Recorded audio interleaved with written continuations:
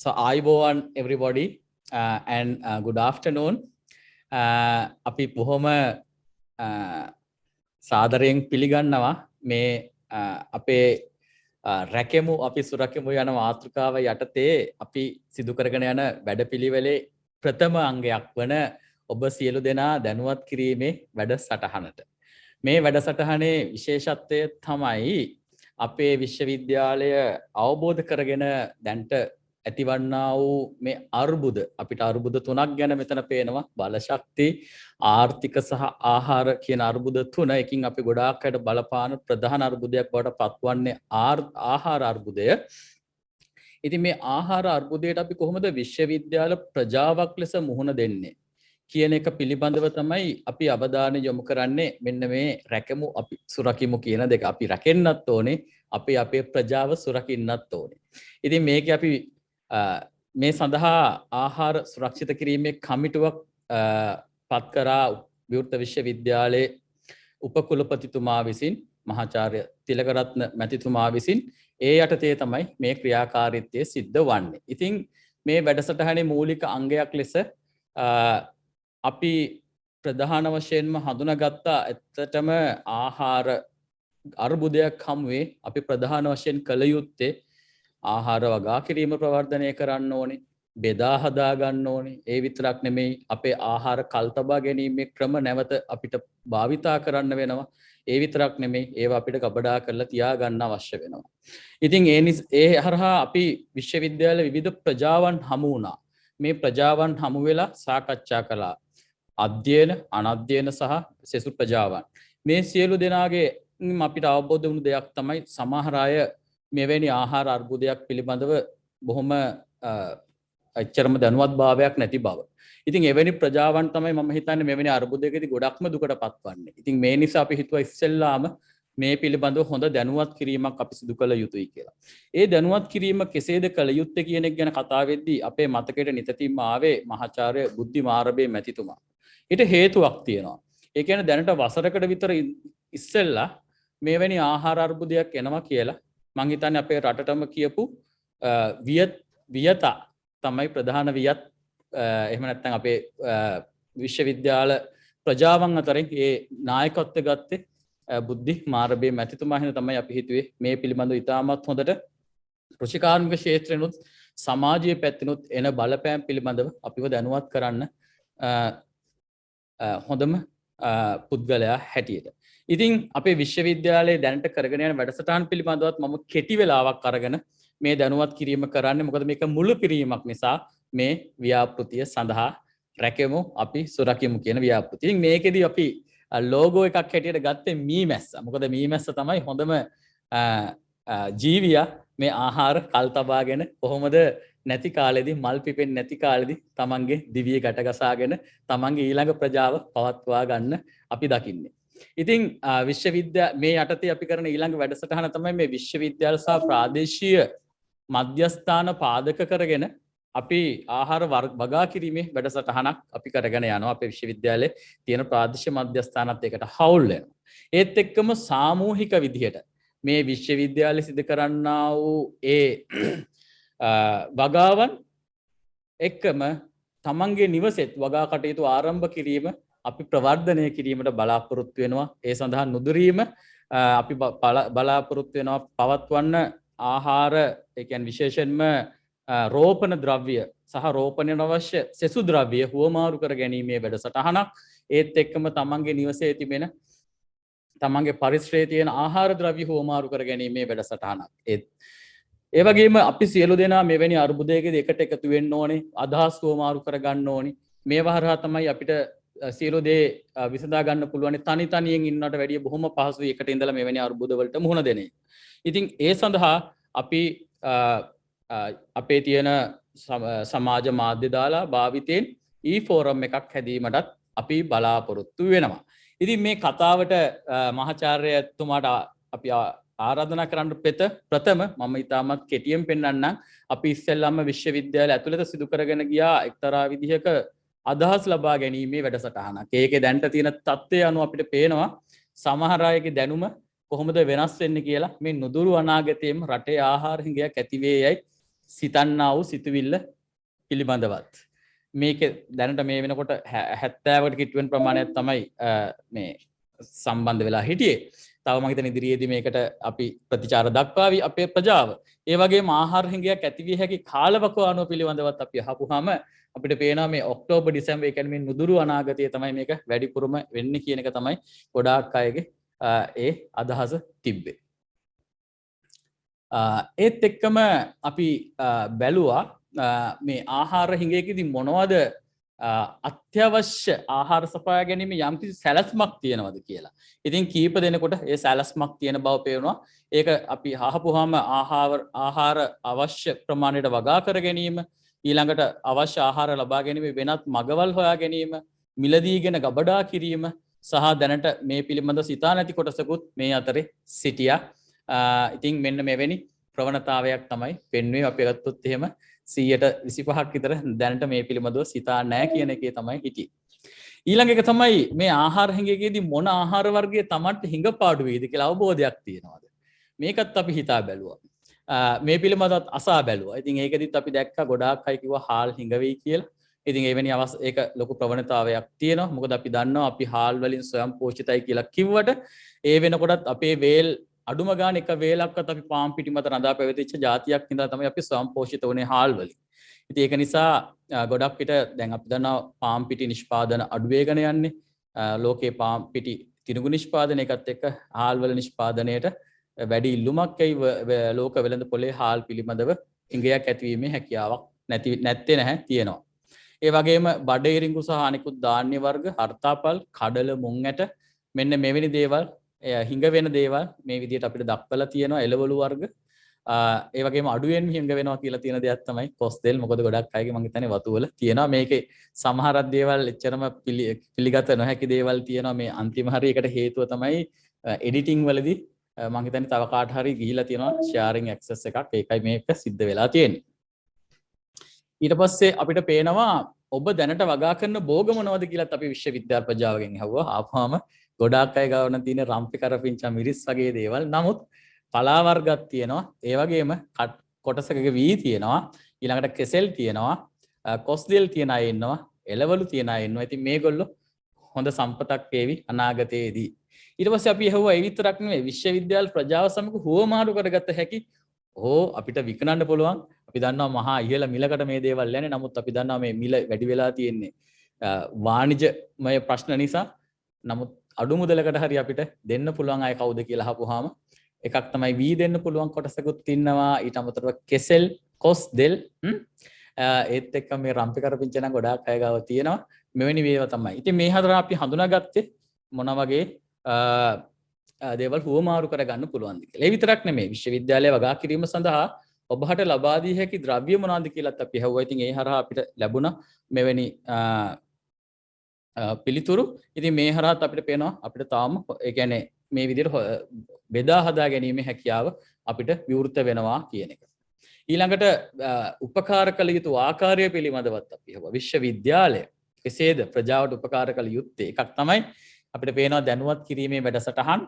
ඒ වගේම ප්‍රාදේශීය මධ්‍යස්ථානවල වගා කටයුතු විශ්වවිද්‍යාල හා ප්‍රාදේශීය මධ්‍යස්ථානවල වගා කටයුතු ප්‍රවර්ධනය කරන්න කියන කියලා තිබ්බා. ඒත් එක්කම රෝපණ ද්‍රව්‍ය හුවමාරු වැඩසටහන, ආහාර භෝග හුවමාරු වැඩසටහන, ඒත් එක්කම වගා ගැටලු විසඳීම ආදියට විද්‍යුත් sannivedana ජාලයක් ඇති කරන්න කියන එක. ඒ වගේම මේ අන්තිමටම දාලා තියෙන එක තමයි අපි විශ්වවිද්‍යාලයට යෝජනාවක් කරනවා මේ ආහාර හිඟයකදී වැදගත්ම දෙයක් තමයි ඒක මිලදී ගැනීමේ හැකියාව වැඩි කිරීම.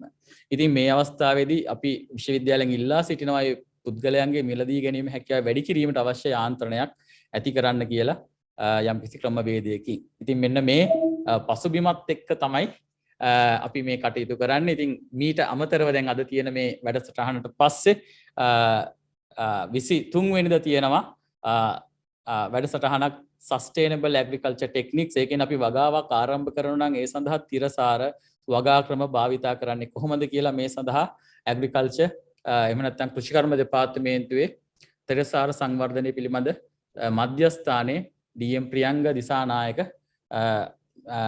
ඒ මහත්මිය අපිත් එක්ක එකතු වෙනවා. ඉතින් අපි ඔබ සැමට ආරාධනා කරනවා මේ වැඩසටහනටත් එකතු වෙන්න කියලා. ඒත් එක්කම අපි දන්න මේ වගාවලදී ගොඩාක් කෙනෙක් අහපු ප්‍රශ්නයක් තමයි අපිට වගා කරන්න බෑ කොළ කොට වෙනවා.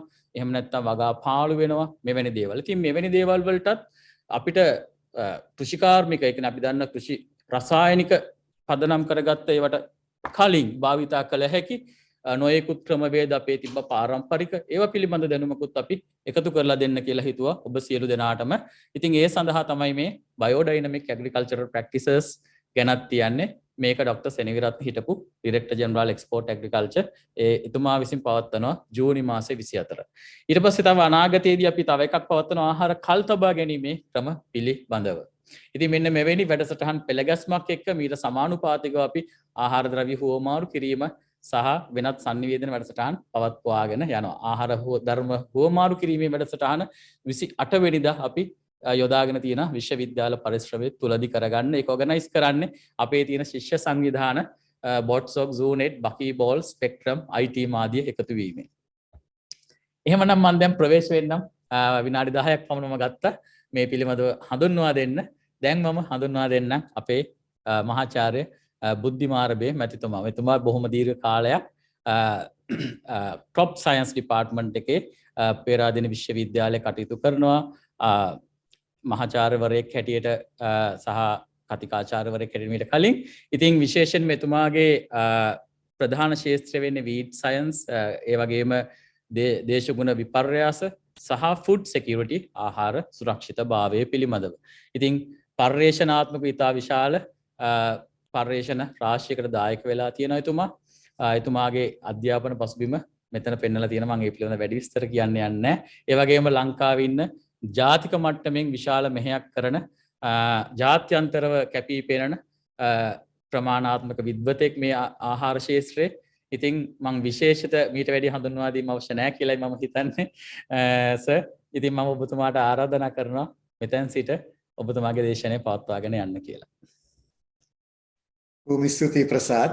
බොහොම ස්තුතියි විවෘත විශ්වවිද්‍යාලයට මට මේ වැඩසටහනට ආරාධනා කිරීම පිළිබඳව. ප්‍රසාද් මට මූලිකවම මේ ස්ලයිඩ් ෂෙයාර් එකට පර්මිෂන් දෙන්න පුළුවන්ද? සර්ටක් පුළුවන් සර් දැන් ෂෙයා කරන්න. බොහොම ස්තුතියි. මම ඉස්සෙල්ලා ස්ලයිඩ් එක ෂෙයාර් කරගෙනම කතා කරන්න එක වැදගත් වෙයි කියලා මට හිතුණා. මම හිතනවා ස්ලයිඩ් එක පේනවා ඇති නේද? ප්‍රසාද් පේනවා. රයිට්. හොඳයි මම මෙන්න මේ මාතෘකාව තෝරගත්තා ප්‍රසාද් ඔයා මට ලබා දුන්නට කිතා සුළු වෙනස් වීමක් තමයි මම කරේ. මම හිතුවා අපි අද මේ ඇති වෙන්නට යනවා කියන තියෙන අර්බුදයේ පිළිබඳ පොඩි හැඳින්වීමක් කරන එක වඩා හොඳයි කියලා. හුඟක් කට්ටිය අහලා තියෙනවා. නමුත් නැවත ඒක මතක් කර ගැනීම වැදගත් වෙනවා. ඕනම ගැටලුවක් දිහා බැලීමේදී ප්‍රසාද් විශේෂයෙන්ම ඒකේ දිග පළල ගැඹුර දැනගෙන ඉන්න ඕනේ ගැටලුවක් හැටියට ගත්තොත් එහෙම එතකොට තමයි අපිට පියවරෙන් පියවර ඉදිරියට යන්න පුළුවන් වෙන විදිහේ හෝ ඒකට ඒ වෙනුවෙන් පිළිතුරක් අපිට හොයන්නට පුළුවන් වෙන්නේ. මෙන්න මේ නිසා තමයි මම මේ අර්බුදයේ අවදානම් මොකක්ද කියන එක විස්තර කරන්න කියලා හිතුවේ. ඒ වගේම මම හිතන්නේ හැමදෙනාටම එක දෙයක් විශේෂයෙන් මතක් කරන්න ඕනේ.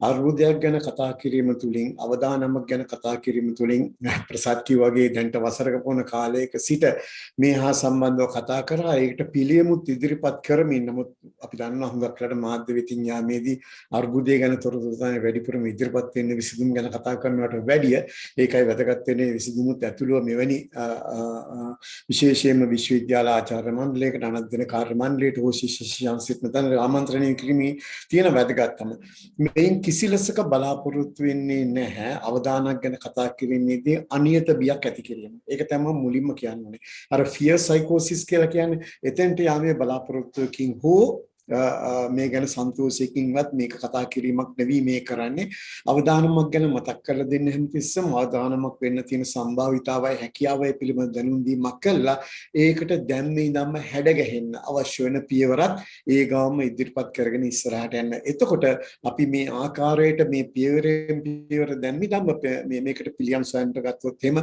අපිට අවදානමට මූණ දීමේ හැකියාව පවා නොතිබී තියෙන්නට පුළුවන්. තව ඉතින් කියලා ගත්තොත් අපි සමහර දේවල් තියෙනවානේ ගෝල් පෝස්ට් කියනව නේද? අන්නේ ගෝල් පෝස්ට් එක ටයිම් ලයින් එකක් දිහාගත්තොත් එහෙනම් පස්සෙන් පස්සට තල්ලු කරලා දාන්නත් අපිට පුළුවන්කම ලැබෙවි. දැනුත් ඒ වගේ දේවල් වෙලා තියෙනවා. ඒක තමයි වැදගත්ම දේ. අපි මේ සෑහෙන කාලයක් තිස්සේ මං විතරක් නෙවෙයි හුඟක් දෙනා ඇත්තටම කරගෙන ආව මේ කටයුත්ත මේ පුද්ගලයෝ හැටියට, කණ්ඩායම් හැටියට, ආයතන හැටියට, සංවිධාන හැටියට මේ සෑම දිනාටම ස්තුතියක් වෙන්න ඕනේ. රාජ්‍ය මට්ටමේ අවධානය යොමු කරගෙන පරක්කු වෙලා හරි මේ හා සම්බන්ධව කටයුතු කිරීම සඳහා රටක් හැටියටත් ජාතියක් හැටියටත් ආයතනික මට්ටමෙත් ඒක වගේම පුද්ගල මට්ටමෙත් මේ හා සම්බන්ධව වැඩ කටයුතු කිරීමට පෙළඹුණු ගැන. ඉතින් මම මෙන්න මේ කෙටි හැඳින්වීමත් එක්ක මොකද වැරදි අවබෝධයක් තියාගන්න හොඳ නැහැ. මම අවදානමක් ගැන මම තියෙන මේ අනියත තත්ත්වයක් ගැන අන්සර්ටනිටි එකක් ගැන විස්තර කරන්න ඒකෙන් කියවෙන්නේ ඒකට පිළිතුරු අපි හොයන්න ඕන කියන එක මිසක් මේක වෙනවා කියලා බය හැංගිලා බලන් ඉන්න නන් නෙවෙයි. එවැනි අරමුණකින් නෙවෙයි අතර මේ ඉදිරිපත් කිරීම ඔබතුමාලාට කරන්නේ මම හිතන්නේ ඉතා පැහැදිලි වේවි. බොහොමයක් කට්ටිය මේක ඒකාකාරයට අර්ථ දක්වන්නත් විස්තර කරන්නත් පෙළඹෙනවා. මම ඒකයි මේ ඔබතුමාලාට කලින්ම දැනුවත් කරේ මේක කිරීමේ අරමුණ මොකක්ද කියලා. මම සමහරක් විට මේකේ පටන් ගත්ත තැන් ගැන කතා කරાવી. ඒ කතා කරන්නේ නැවත කිසි දිනක මෙවැනි තත්වයකට අපේ රටපත් නොකිරීමේ වගකීම නොවීමේ වගකීම ඔබත් මාත් අතරත් තියෙනවා කියන එකත් වගකීමෙන් යුතුව ප්‍රකාශ කිරීම තුළින් ඒ මතක් කිරීම සඳහා පමණයි. වෙච්ච දේවල් ගොඩාක් වෙලා ඉවරයි. නමුත් ඒවට උත්තර හොයන්න වෙලා තියෙන අවාසනාවන්ත විදියට තීරණ ගත්ත කට්ටියවත් තීරණ ක්‍රියාත්මක කරන්න ගිය කට්ටියක් නෙවෙයි. ඒ තීරණ හින්දා අපහසුතාවයටපත් වෙච්ච අපි ඔබ හැමදිනාටම තමයි ගොවි ප්‍රජාවේ සිට පාරිභෝගිකයන් මිලියන 22ක් පමණ දක්වා ගොවි ප්‍රජාවත් ඇතුළත් ඒ සෑම දිනකටම උත්තර හොයන්න වෙලා තියෙනවා මේ ගැටලුවට. මේක තමයි තියෙන ප්‍රධානම ප්‍රශ්නේ අපේ රටේ ගත්තොත් එහෙම. හොඳයි මම කතාවන් ඇත්තටම සිංහලෙන් ඉදිරිපත් කරන්න බලාපොරොත්තු වෙන්නේ මේ කතාව හැරුණාම මේ කතාව විතරයි මම සිංහල වචන පාවිච්චි කරලා තියෙන්නේ. එතන එහාට මට උපදෙස් දුන්න පරිදි මම සිංහලෙන් මේ කතාව කරගෙන යන්නම්. ආහාර සුරක්ෂිතතාවය කියන්නේ හරිය ලක්ෂණ වචනයක්. මගේ පැත්තෙන් මම හැමදාම කියන දෙයක් තමයි ආහාර සුරක්ෂිතතාවය කියන්නේ ජාතික ආරක්ෂාව කියලා. ඉතින් මේ ජාතික ආරක්ෂාවට අත තියෙන කිසිම අවස්ථාවක ඕනම රටක පුරවැසියෙකෝ වේවා රජයේ පැත්තෙන් නෙවී නම් ඒ අනවශ්‍ය විදිහට තියන්න ගත්තේ රජයේ පැත්තෙන් වේවා ජාතික ආරක්ෂාවට තර්ජනයක් වෙන දේවල් සිද්ධ වෙන්නට ඉඩ දෙන්නේ නැහැ. ආහාර සුරක්ෂිතතාවය නැති වෙනවා කියලා කියන්නේ මෙන්න මේ ජාතික ආරක්ෂාව නැතිවීමයි අද අපිට මුහුණ දෙන්න වෙලා තියෙන එවැනි තත්ත්වයකට. ඒකට සාධක ගොඩක් බලපාලා තියෙනවා. ඒනට අපි ඔක්කොම තනි අවබෝධයකට එමු. මොකද්ද මේ ආහාර සුරක්ෂිතතාවය කියලා කියන්නේ කියලා වචන දෙකක් වුණාට ගැඹුරු අර්ථයක් තියෙනවා. ඔබ හැමදෙනාම දන්න. අපි availability ගැන කතා කරනවා සුලභතාවය පිළිබඳව. අද අපි කතා කරන ප්‍රධාන මාතෘකාවක් ඇත්තටම මේ ආහාර සුලභතාවය සම්බන්ධව ඊළඟට ඇක්සස් ගැන කතා කරනවා. ආහාර සුලභ වුණත් ඒක කරා පහසෙන් ළඟා වීම හෝ ළඟා කරගත හැකිවීම තිබිය යුතුයි. අපි කවදාවත් මම හිතන්නේ මීට කලින් අපි මේ ඩීසල් පෙට්‍රල් ප්‍රශ්නයක් ගැනලා කෘෂිකර්මයට ඒක ගාව ගන්න ගියේ නැහැ. නමුත් අද අපි දැක්ක පහුගිය කාලේ වෙච්ච දේවල් දිහා ගත්තොත් එimhe නොරිලි පැත්තේ එළවලු පස්සෙන් තිබුණත් ඒක කේන්ද්‍රීය ආර්ථික මධ්‍යස්ථාන වලට ගෙනීමේ අපහසුතාවයක් තිබ්බා. වාහන ගමනාගමනේ ප්‍රවාහනයේ පිළිබඳ ගැටලු හින්දා ඒ පාර එක අමාරුවෙන් හරි ප්‍රවාහනය තුලින් අදාළ මධ්‍යස්ථාන වලට ගෙනාවත් මධ්‍යස්ථාන වලින් ඉවතර ගෙන යාමේ ප්‍රවාහන අපහසුතාව තිබ අවසාන වශයෙන් උනේ මේ මිලියන් 22ක් වෙන පාරිභෝගිකයාට අවාසනාවන්ත තීරණයකට මුහුණ දෙන්න සිදුවීම. මේක ආහාර සුලභතාවය අඩුවීම සහ ප්‍රවාහනය කියන කාරණා දෙකේම තිබෙනව ගැටලුවක් හැටියට අපිට ඉස්සරහට ආවා. ඊළඟ මේ හැමදේම කළත් ආහාර කරා පහසු මිනිට ළඟා ගන්නට බැරි නම් ඒකෙන් අපේ සම්පූර්ණ මූලික මුඛ්‍ය පරමාර්ථය ළඟා කරගන්න අපිට බැරි වෙනවා. සෑම දෙනාම දන්න විදියට.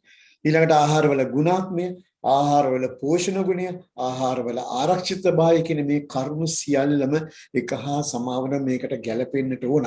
ආහාර සුරක්ෂිතතාවයක් ගැන කතා කිරීමේදී මේ සියලු භංගයන් ස්ථායීව පවතින්නේ නැත්නම් අපිට ආහාර සුරක්ෂිතතාවයක් ගැන කතා කරන්න බෑ. අද අපි වැඩියෙන්ම කතා කරන්නේ ඇත්තටම හොඳට හිතලා බැලුවොත් මම මේ කියලා තියෙන මූලික කාරණා තුන ගැන. සුලභතාවය ගැන, පහසුවෙන් ළඟා වෙන්නට බැරිකම සහ පහසු මිලට ලබා ගන්නට නොහැකි. මෙන්න මේ කාරණා ඔස්සේ තමයි ගුණාත්මක පෝෂණ බව ආරක්ෂිත බව අපි චුට්ටක් පැත්තකට තල්ලු කරලා තියෙනවා වගේ තමයි පේන්නේ. නමුත් ඒක ඉතාල වැදගත් වෙනවා ආහාර සුරක්ෂිතතාවය ගැන කතා කිරීමෙන්. තවත් ඉදිරියට කිව්වොත් එහෙම අපි සෑම දිනකටම අපිට කැමති පරිදි අපි කන්න කැමති ආහාර අවශ්‍ය ගුණාත්මයෙන් පෝෂණ ගුණයෙන් සහ ආරක්ෂිතභාවයෙන් යුතුව අවශ්‍ය ඕනම වේලාවට ළඟා කරගෙන මිලදී ගැනීමේ හැකියාවක් තිබ්බොත් තමයි අපි සෑම දෙනාගේම ආහාර සුරක්ෂිතතාවය සුරකින්නේ. බරපතල කාරණයක්. නමුත් අපි බලමු කොහොමද අඩු ගානේ මේකේ සංඝටක කීපයක් හෝ ළඟා කරගන්නේ අපි මොනවද කරගෙන තියෙන්නේ කියලා.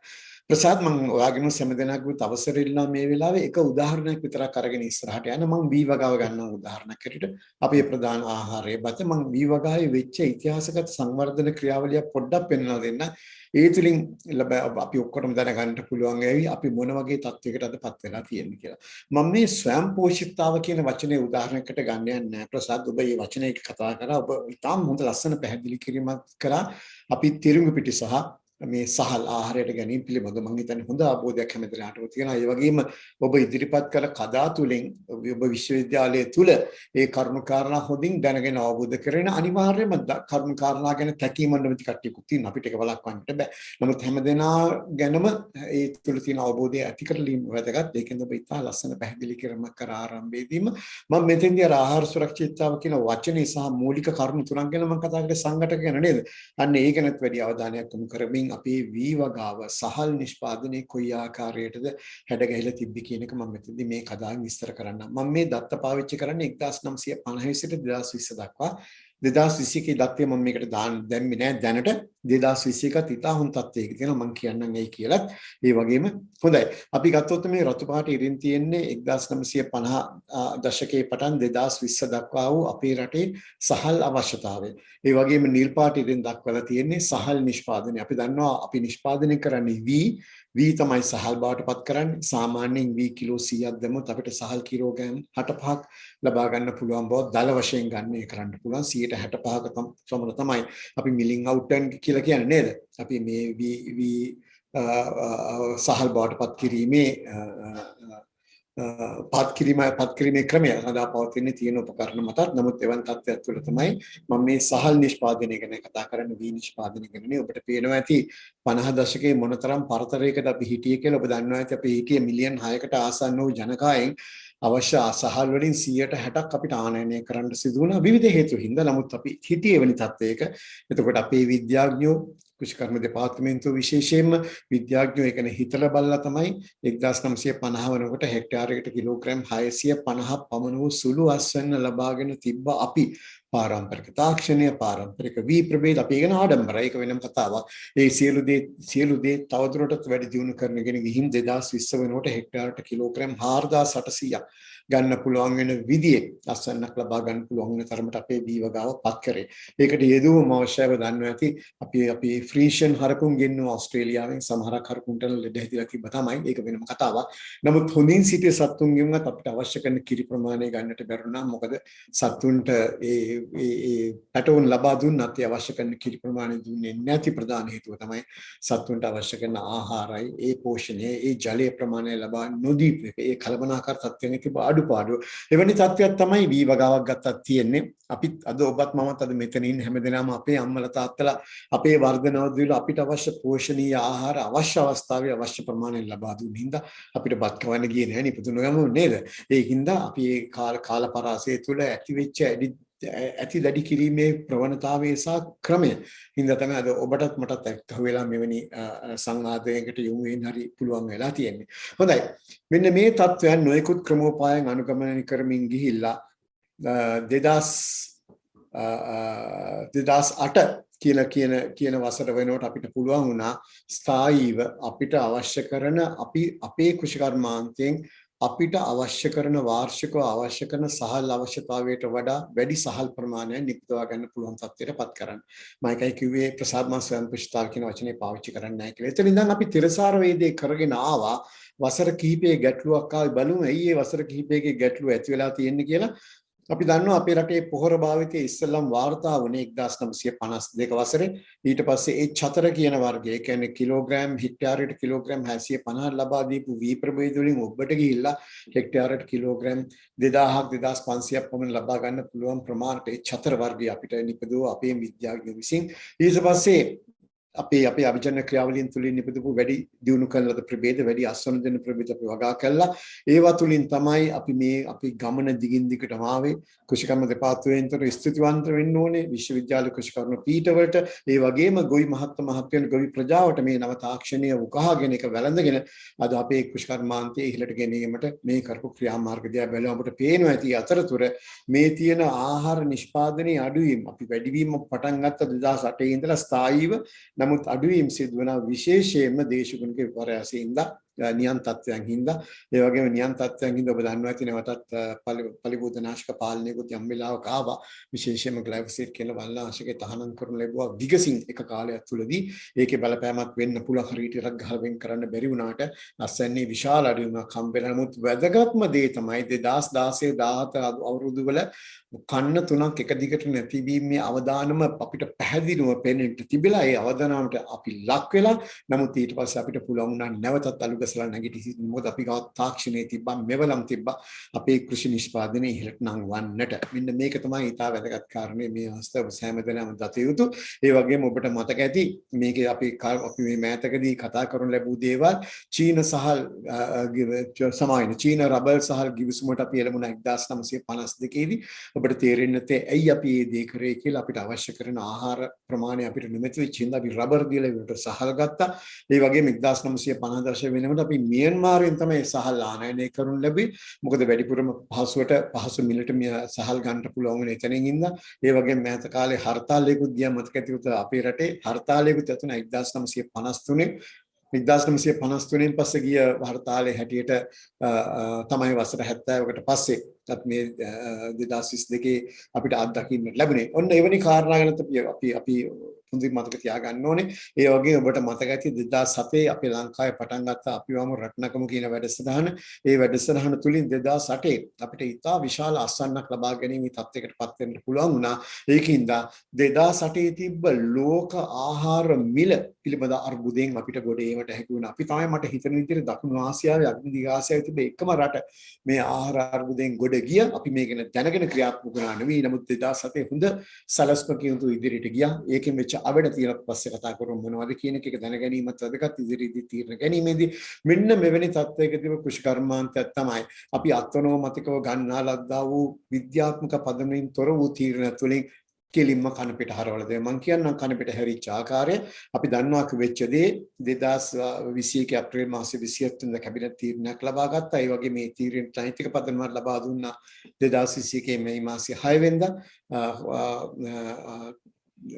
දේශගුණික විපර්යාස වලට තිරසාරව අනුගත වීමේ ක්‍රියාමාර්ගයක් තුළ ගත යුතු වන්නා වූ කාරණා 20කින් එක් ප්‍රධාන කාරණයක් හැටියට වහාම ක්‍රියාත්මක කරති කෘත්‍රිම පලිබුද්ධනාශක සහ වල්නාශක කෘත්‍රිම පලිබුද්ධනාශක සහ පොහොර ආනයනය කිරීම නැවැත්තුවා. අපි එදා පටන් විශාල හඬක් නැගුවා මේ දේ කරන්න එපා. අපේ කෘෂිකර්මාන්තයට වෙනවට අපේ ආහාර සුරක්ෂිතතාවයට වෙන හානිය පිළිබඳව අපි දිගින් දිගටම කරුණු දැක්වා. ඒ කරුණු මත හෝ වේවා ඒ වෙන කොටස් ක්ෂේත්‍රය තුළ බිම්මට මේ වෙමින් පවතින දේ අනුව හෝ වේවා විශේෂයෙන්ම ගොවි ප්‍රජාවගේ තිබ්බ ප්‍රතිරෝධය ගැන සලකා බලා හෝ වේවා අවසාන වශයෙන් රජයේ විසින් එම තීරණය එම අයහපත් තීරණ ඉවත් කරද්ද නොවැම්බර් මාසේ 30 වෙනිදා වෙනකොට නමුත් 2021 මැයි මාසේ 6 වෙනිදා මේ තීරණය ගැසට් කරනකොට අතිවිශේෂ ගැසට් නිවේදනය තුළින් අපිට නොතිබිච්ච ප්‍රශ්නයක් අඩු ගානේ අපිට පෙනෙන්න නොතිබිච්ච ප්‍රශ්නයක් අපිට පෙනෙන්න පටන් ගන්න අපිව පෙලාගෙන තිබ්බා 2021 නොවැම්බර් මාසේ 30 වෙනිදා මේ තීරණය අහක් කරගැනීමේදී ඒ තමයි ඉන්ධන සහ බලශක්ති ප්‍රශ්නය. අපි උනත් කවදාත් හිතුවේ මේ විදිහට ඉන්ධන ප්‍රශ්නයක් බලශක්ති ප්‍රශ්නයක් විශේෂයෙන්ම කෘෂිකර්මාන්තය තුළට පැන නගීවි කියලා අපි කතා කරමු මේ සාකච්ඡා කරගෙන යාමේදී මොන වගේද කියන එක. අපි දිගින් දිගටම විරුද්ධ වුණා කියලා මම දිගටම කිව්වා ප්‍රසාදුත් කිව්වා ඒ හා සම්බන්ධ විද්‍යාඥයෝ බොහොමයක් ඉදිරියට ආව මේ කටයුත්තේ රජය දැනුවත් කරන්න ප්‍රජාව දැනුවත් කරන්න මේ දේ කරන්න යන්න එපා කරොත් මෙන්න මේ හානිය වෙනවා කියන එක. අපේ හිතලුවක් නෙවෙයි මේ තීරණය ගැනීම හිතලුවක් බට අනිවාර්යයෙන්ම හිතන්න පුළුවන් වුණත් අපි මේ තීරණයට විරුද්ධ යන්නගේ හිතලුවක් හින්දා නෙවෙයි. නැවතත් මම මේ දේවල් කියන්නේ නැවත මෙවැනි තත්ත්වයක් නැති නොවෙන්නට පාවිච්චි කරේ අවුරුදු 11ක් තිස්සේ කන්න 22ක් පුරාට එක දිගටම බතරවල වී පර්යේෂණ ආයතනයේ විද්‍යාඥයන් විසින් කරගෙන යන ලද පර්යේෂණ වල ප්‍රතිඵල ආශ්‍රයෙන් තමයි අපි මේ තීරණය රජයට දැන දුන්නේ. තමන්ගේම පර්යේෂණාත්මක ප්‍රතිඵල නොසලකා හරින්දලා ගුණමක් වීමක් සිද්ධ වුණා. ඉතාම අවාසනාවන්ත සිද්ධියක්. මේක ඉතා පැහැදිලිව දකින්න තියෙන්නේ තමයි මම මේ රෝස පාටින් පෙන්වලා තියෙන தත්ත්වය. කාබනික ද්‍රව්‍ය පමණක් යොදලා කාබනික පොහොර හැටියට අපේ වී වගාවට ලබා ගන්න පුළුවන් පෝෂණය ලබා දීමේ උපක්‍රම විතරක් යොදලා වී වගා කරොත් වසර 11ක් පුරාවට එක දිගටම 2003 සිට 2014 දක්වා කන්න 22ක් යලමහා එක දිගට වගා කිරීම තුළින් සෑම විටම එම කාබනික ද්‍රව්‍ය පමණක් යෙදීමේ VSN රසායනික පොහොර භාවිතා කිරීමෙන් ලැබුණු VSNට වඩා 21.5 සිට 33% දක්වා අඩු වෙන බව ඉතා පැහැදිලිව දකින්න තිබුණා. මේ අඩුවීමට හේතු වෙලා තිබ්බ මෙච්චර වඩා මීට වඩා අඩු නොවීමට හේතු වෙලා තිබ්බ ප්‍රධාන කාරණය තමයි රෝග පරිබෝධ වල්පැලෑටි මාර්ධනය සඳහා අවශ්‍ය වන සියලු ක්‍රියාමාර්ග මේ පර්යේෂණය තුළ කළා තිබෙහිඳයි. ඒ කියන්නේ පර්යේෂණයේ ප්‍රතිඵල හැටියට ප්‍රධාන වශයෙන් පොහොර භාවිතය තමයි විශේෂම වැදගත්කමක් හැටියට සලකලා තියෙන ප්‍රධාන තීරකයා හැටියට සලකලා තිබෙන්නේ. මෙවැනි තත්ත්වයේ තුල හින්ද තමයි අපි දිගින් දිගටම කතා කරගෙන ගියේ. 2020 මේ තීරණය ගන්නට අපි යල කන්නේ සෑහෙන දුරක් ඇවිල්ලා තිබ්බේ. රටට අවශ්‍ය කරන පොහොර ප්‍රමාණය 160ක් පමණ ගෙනල්ලා තිබ්බා. ගොවි ප්‍රජාව වර පරිස්සමෙන් පාවිච්චි කරා තිබ්බ පොහොර ටික තව කොටසක් තබා ගත්ත මහ කන්නේ. ඊට පස්සේ මේ මැයි මාසේ 5 වෙනිදාට කලින් ආනයනය කිරීමට අපි තැන්පතු කරලා ඉවරලා නැව් දියමට ඇවිල්ලා තිබ්බනම් අදාළ රටවලින් ඒ පොහොර තුගුණුත් ඊට පස්ව අපිට ලබා ගන්නට පුළුවන් වුණා. ඒ වගේම විශේෂ පරිශ්‍රමයෙන් තේවා ගාවට අවශ්‍ය වන්නා වූ ඇමෝනියම් සල්ෆේට් පොහොර අදාළ අමාත්‍යවරයාගේ අනුදැනුම ඇතුව ලබා ගන්නට හැකියාවක් ලැබුණා. ඒ තුලිනුත් යම් ප්‍රමාණයක් විවාහකට පාවිච්චි කරන්න අවශ්‍ය වෙලා ඒ අවශ්‍යතාවය සපුරාලන්නට ලැබුණ තේවා ගාවට ගෙනවා වුණත් මේ තත්වයන් තුල උවත් අපිට දකින්න ලැබුණු තත්ත්වය මොකද්ද කියන එක මම පැහැදිලි කරලා තියෙනවා. මම බඩීරිඟුයි වී කියන ಜಾති දෙක මෙතන උදාහරණයකට ගෙන මම බඩීරිඟු ගැන ලොකුට කතා කරන්න යන්නේ. මේකේ ප්‍රධාන කාරණේ ගන්න තියෙන්නේ අපේ වී වගාවේ මහ කන්නේ කියන අපේ ප්‍රධාන කන්නේ හෙක්ටයාර් ලක්ෂ 8ක් පමණ 1,50,000ක් පමණ හෙක්ටයාර් වගා කිරීම තමයි අපේ සාමාන්‍ය අරමුණ. වගා කරන සාමාන්‍ය හෙක්ටයාර් ලක්ෂ 8ක් පමණ අපේ ප්‍රධානතම කන්නේ. ඒ කන්නේ අපි ලබාගත යුතු අස්වැන්නෙන් 150ක පමණ ප්‍රමාණයක් අපිට අහිමි වෙලා ගියා. සාමාන්‍යයෙන් වී ගත්තොත් මෙට්‍රික් ටන් 31ක් 32ක් අතර ප්‍රමාණයක් අපි අස්වැන්න ගන්නවා. ඒ තුලින් 150ක් පමණ අපට අහිමිලා ගියා. ඒකෙන් තමයි අපිට ආහාර අහේනියක් ඇතිවෙයි පිළිබඳ ප්‍රධාන ගැටලුව පැන්නගේ. මේක අපි දිගින් දිගටම කිව්වා මුලින් ඉඳලා මේ දේ කරන්නට එපා. මොකද මේ තත්ත්වය බලපාන්නේ මහ කන්නේට විතර නෙවෙයි.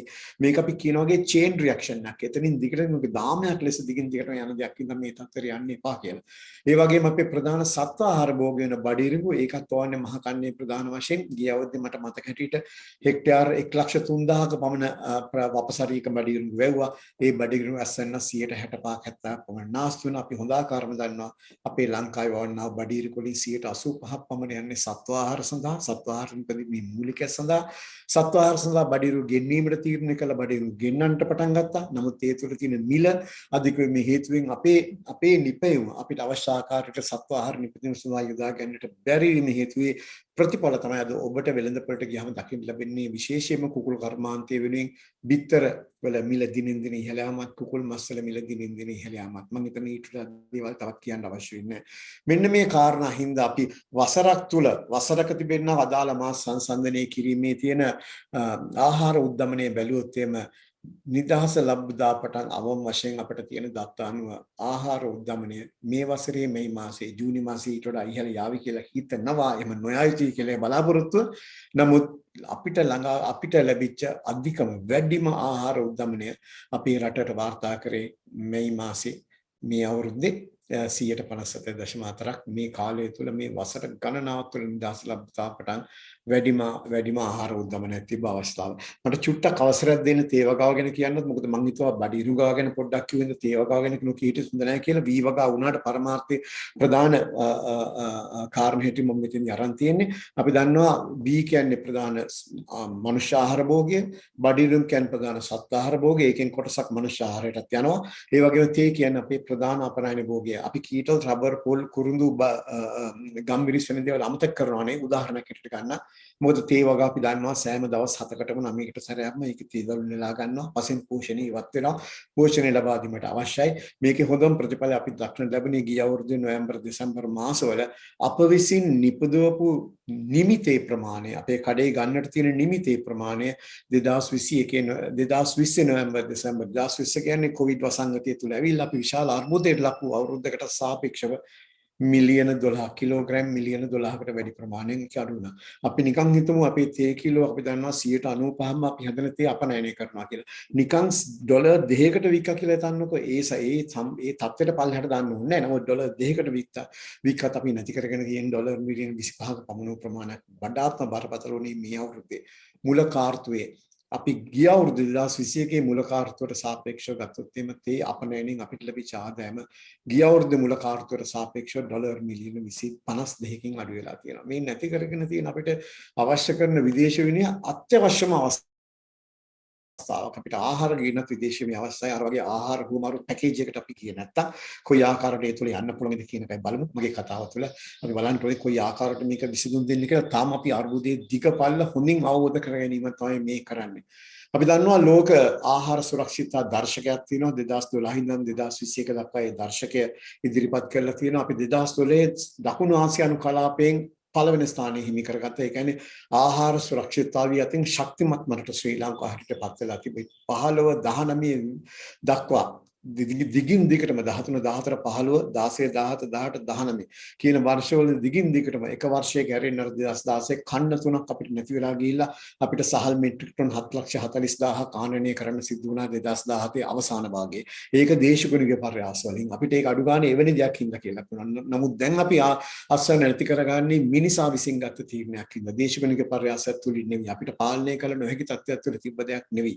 නමුත් අපිට 2020 අපේ මේ ආහාර සුරක්ෂිතතා දර්ශය අපි බිඳවට නොදෙවනි ස්ථානයට ඒ කමන්නේ කියලා අපිට හිතන්නට පුළුවන්. මොකද මේ කොවිඩ් වසංගතයට එක එක රටවල් මුහුණ දුන්නේ එක එක ආකාරයට. හැබැයි අපේ රට ඉතාම සාර්ථකව 2020 ඉතා හොඳ තීරණ ගොඩක් ගත්ත පුෂ්කර්මාන්තය හොඳින් කරගෙන යන්න පුළුවන් වෙන පරිදි ඒත් ඉන්දියාව අපිට ඉහළින් ගියා.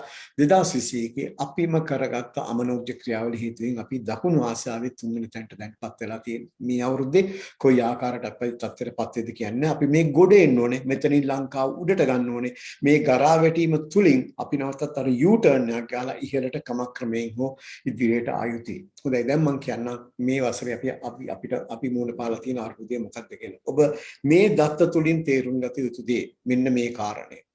අපේ මාසික සහල් අවශ්‍යතාවය සහල් මෙට්‍රික් ටන් 1,85,000 සිට 1,95,000 පමණක් වෙනවා.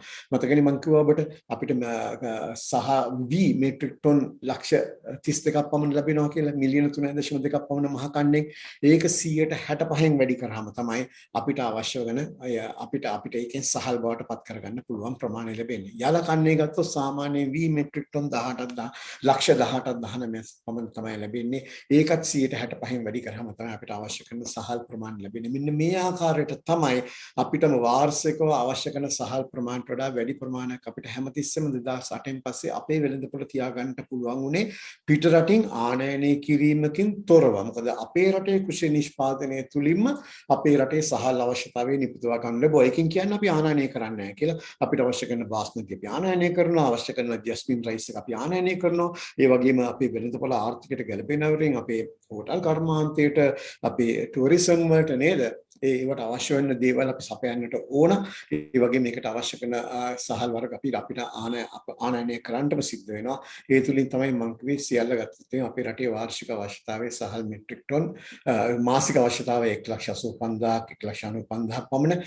දල වශයෙන් වාර්ෂික අවශ්‍යතාවය මෙට්‍රික් ටන් 1,23 සිට 1,24 දක්වා වූ ප්‍රමාණයක් වෙනවා. ඒ සහල් ඊට වඩා වැඩි ප්‍රමාණයක් තමයි දී වලින් එන්නේ. නමුත් අපි රජය ඉතා හොඳට දැනගෙන හිටියා මොකද මේ වෙන්නේ කියලා අපිට දැනුම් දුන්නේ නැතුවට ගිය වසරේ සිට සහල් ආනයනය කිරීමට තිබූ බලපත්‍රක මේ අහෝසි කරලා ඕනම කෙනෙකුට ඔබට මට ඕනම කෙනෙකුට සහල් ආනයනය කරලා බෙදා හරින්න පුළුවන් තත්යකට රටපත් කළා. මම පෙන්නන්නම් කොච්චර ලංකාවට ගෙනත් දීලා තියෙනවා කියලා. හැබැයි මේකෙන් වෙච්ච එක දෙයක් තියෙනවා. අපිට මේ දැනට තිබෙන්නා වූ අර්බුදය මම පෙන්නන්නම් ගිය අවුරුද්ද අවසානයේ කොච්චර ආනයනය කරාද මේ වසරේ මුල භාගයේ මාස 6 තුර කොච්චර ආනයනය කරලා තියෙනවද කියලා අපි ඉතා පුදුම හිතන සමහර රටේ දත්ත දැක්කම හැබැයි ඒ තුලින් යම් පමණක හෝ පිටුවහලක් වෙනවා මේ අවුරුද්දේ කරා නොයාමට. ඒකෙන් කියන්නේ මතක තියාගන්න රටක ආහාර සුරක්ෂිතතාවය විශේෂයෙන්ම ආහාර සුලභතාවය ආකාර දෙකකට ළඟා කරගන්න පුළුවන්. පළවෙනි ආකාරය තමයි අපේ කෘෂිකර්මාන්තය තුලින් මේ ආහාර සුලභතාවයට තියෙන දායකත්වයේ උපරිම කිරීම. අපි ඒක තමයි මේ කරගෙන ඇවිල්ලා තිබේ. දෙවෙනි දේ තමයි මදිපාඩුවක් තිබ්බනම් ආනයනය කිරීම. අපිට මිලදී ගැනීමේ හැකියාව තියෙනවා නම් විදේශ විනිමය තියෙනවා නම් සහල් උදාහරණයකට ලෝක වෙන දේ තියෙනවා නම් විදේශ රටවල අපිට උදව් කරන්න කැමති නම් මෙන්න මේ ආකාරයට අපි ආරක්ෂාව සපුරා ගන්නට පුළුවන් අවශ්‍යතාවය. ඒ වගේම අපි මේ කන ප්‍රමාණය අනුවනේ මේ කියලා තියෙන අවශ්‍ය තියෙන ප්‍රමාණය අපි කන ප්‍රමාණය පොඩ්ඩක් අඩු කරගන්න ඕන නේද? අපිට තියෙන සහල් අවශ්‍යතාවයේ සහල් වලින් ගන්න පිෂ්ඨ ධාතුව ඒක වෙනත් ආකාරයෙන් සපුරාලන්ට අපි ඉදිරිපත් වෙනවා නම් අපේ අතින් ආහාර නාස්ති කිරීම අපි අඩු කරනවා නම් මෙවැනි ක්‍රමෝපායන් මගිනුත් මේ රටට තියෙන මේ පීඩනය අවම කරගන්නට අපිට පුළුවන් වෙනවා මේ ආකාරයට. මම ඒ ගැන ආපහු මගේ අවසාන කතාවෙන් එන්නම්. ඒ වගේම අපි හොඳට දැනගන්න ඕනේ මේ පවතින තත්ත්වය තුළ මේ සහල් ආනයනය කිරීම තුලින් උනත් අපිට දැනට ලැබිලා තියෙන මහ කන්නේ 150ක් අඩු වෙන අස්වැන්නත් දැනට තියෙන තත්ත්වයට මොන ආකාරයෙන් ගන්නේ කරත් 150කට ආසන්නව අවම වශයෙන් අස්වැන්න අඩුවීම බලාපොරොත්තු වෙන නිසා විද්‍යාත්මක පදනම මත අපිට දකින්නට ලැබෙන තේ තමයි ඔක්තෝබර් මාසයේ අවසානය වෙනකොට අපේ රටට අවශ්‍ය කරන සහල් ප්‍රමාණය දෙන්න අපේ වී නිෂ්පාදනයට නොහැකි වේවි. ඉතිරි ටික අපිට ආනයනය කරලා දෙන්න පුළුවන්. නමුත් ඒ වගේම මේක අර මං කිව්ව ආකාර වලින් අපිට මේ ගෝල් පෝස්ට් කියන එක දෙන්න යන්න ඕනේ නැහැ අපිට කවදාවත් නේද? ගෝල් පෝස්ට් එකක් කියන්නේ ළඟා වෙන්න ඕන දෙයක්.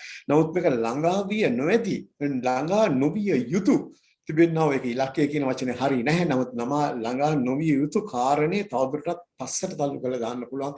අපිට මේ ආකාරයෙන් කටයුතු කරන්න පුළුවන් වුණොත් ඒ වගේම මම අර කලින් වගේ අද මේ වන විට අපිට ගණන් හදලා තියෙනදී මම තව පොඩ්ඩකින් පෙන්වන්නම් ඔබට ලංකාවට කොච්චර වී ගෙනලා තියෙනවද කියලා. අද මේ වෙනකොට අපිට මාස දෙකක පමණ ප්‍රමාණයකට අවශ්‍ය කරන සහල් පිටරටින් ගෙනීමේ අවශ්‍යතාවය තියෙනවා. අද ඉඳන් හිතුවත් ඒ කියන්නේ සහල් මෙට්‍රික් ටන් ලක්ෂ 2ක් විතරයි. ඒකෙන් කියන්නේ අපිට අවශ්‍ය කරන කෘෂිකාර්මික නිෂ්පාදනය තුලින් අපිට ලැබෙන සහල් ප්‍රමාණය අපි මේ කන බොන විදියට කෑවොත් එහෙම අපිට සපුරාලන්නට බැරි වෙනවා. ඒ වගේම අමතක කරන්න එපා මහ කන්නේ අස්වැන්න ලැබෙන්නේ පෙබරවාරි මාසේ. මාර්තු වෙනකොට ලස්සන ලැබූ පමණින් සහල් අපේ වෙළඳ පොළට එන්නේ නැහැ. ඒතර අපි එන වසරේ ජනවාරි පෙබරවාරි මාර්තු ගැන අවධානය යොමු කරන්න ඕනේ. සහල් ආනයනය කිරීමක් කරනවා නම් ඕනම සාමාන්‍යයෙන් අර්බුදකාරී අවස්ථාවක් ගන්න පුළුවන් එක හොඳ පිළියමක් තමයි ඒක. අපේ කාරණා ප්‍රමුඛතාවගත කරගන්නට ඕනේ අපි නේද? අපි ආගමිටියට ගත්තොත් අපිට අහලා තියෙන කාලා බීලා ඉන්න කියලා නේ හැමදේම කරන්නේ. හොඳ ඒ වෙනි කාරණා ගත්තත් අපේ කුස පුරවන්නට අවශ්‍ය වෙන දේවල් පෝෂණ ගුණයකින් යුතුව ගුණාත්මක යුතුව ආහාර ගැන මම කියන්නේ මාසයකට 1,85,000 කනවන්න නොවෙන්නට පුළුවන්. නමුත් අවශ්‍ය කරන අපිට කියන්න බෑ මහ ජනතාවගෙන් ඔබේ මගෙන් අපි සැමදෙනම ඊළඟින් දැන් බත් කෑවෙති වෙන දෙයක් කන්න පෙළඹෙන්න කියලා. ඒක නෙවෙයි කරන්න ඕන කාරණේ මේකට හැඩ ගැහිලා පියවරෙන් පියවර ඉදිරියට යන්න ඕනේ. ඒකින්ද අද වෙනතුරු කරනත ගමන් මග තුලින් අපිට දැන් සහල් මෙට්‍රික් ටන් ලක්ෂ 4ක් බවටපත් වෙනවා. අපි කරන්නා වූ ක්‍රියාමාර්ග වලින් මේ අවශ්‍ය කරන සහල් මෙට්‍රික් ටන් ප්‍රමාණය ඔක්තෝබර් මාසයේ ඉඳලා අවම වෙන්නත් පුළුවන්. තව දරුණු වෙන්නත් පුළුවන් යම් කාරණා හේතුවෙන්. ඉතින් අපිට සන්තෝෂයි රජය අවසාන වශයෙන් විද්‍යාඥයන්ගේ හන්ට සවන් දීලා තියෙනවා. විද්‍යාත්මක දත්ත දිහා බලන්න පෙළඹිලා තියෙනවා. හරියාකාරව දත්ත විශ්ලේෂණය කරන්න පටන් අරන් තියෙනවා. මෙන්න මේකනේ වැදගත්ම දේ.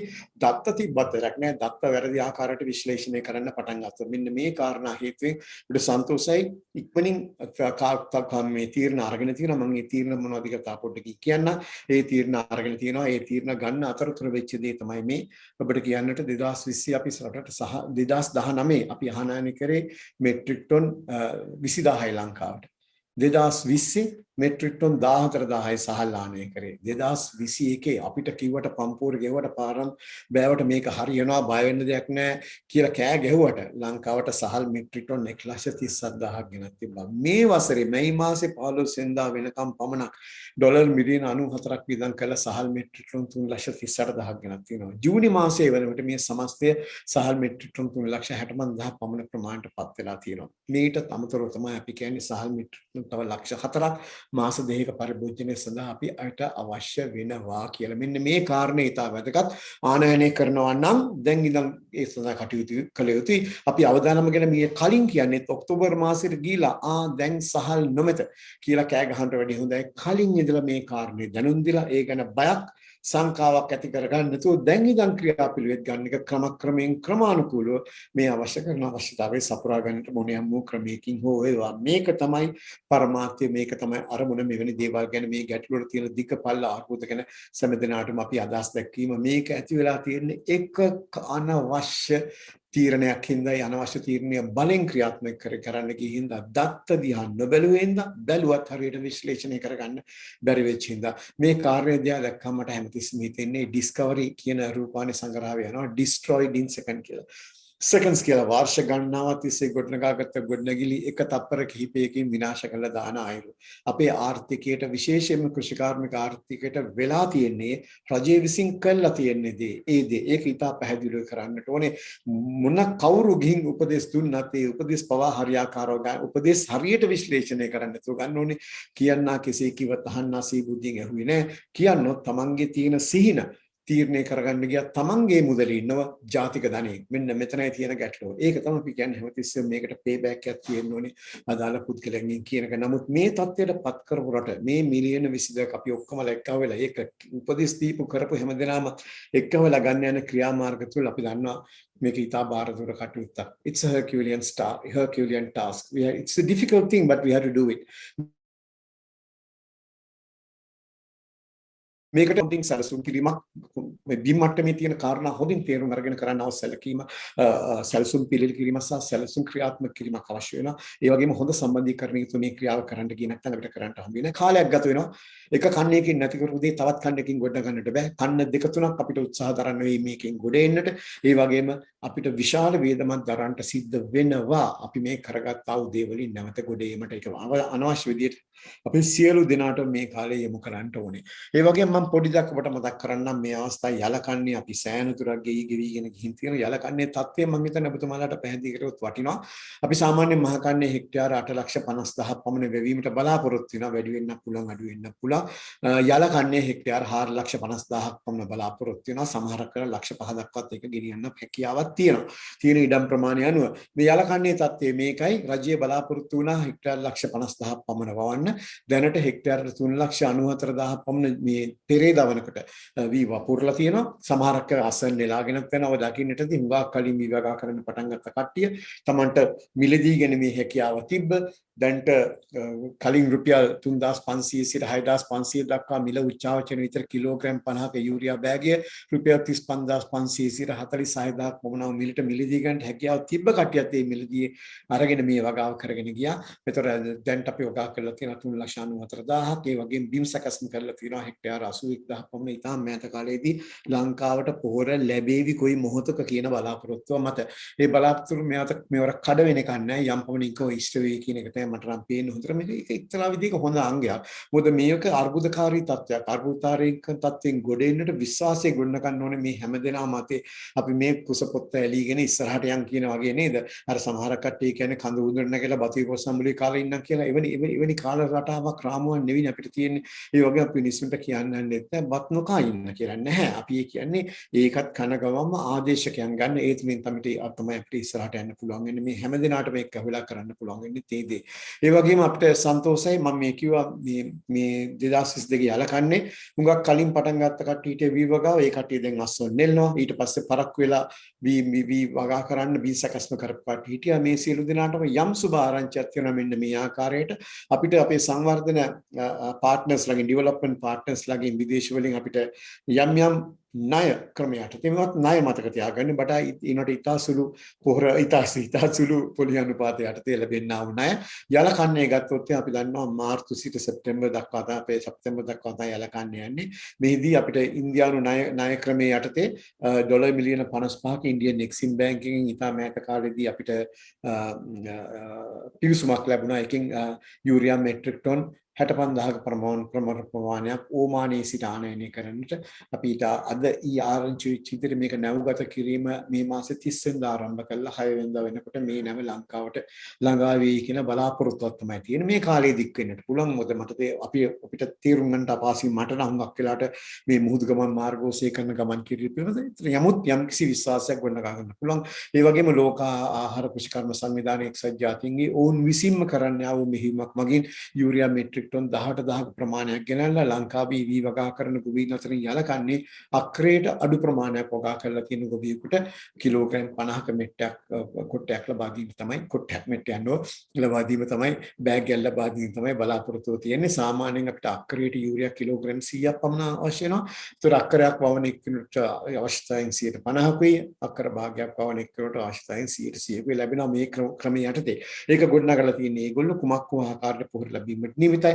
මේ ඉන්දියානු ක්‍රෙඩිට් ලයින් ඉන්දියානු ණය ක්‍රමයේ යටතේ අපිට ලැබෙන මෙට්‍රික් ටන් 65000 බොහෝ වේලාවට අස්වැන්න නෙලප කට්ටිය ටික පාවිච්චි කරන්න වෙන්නේ නැහැ.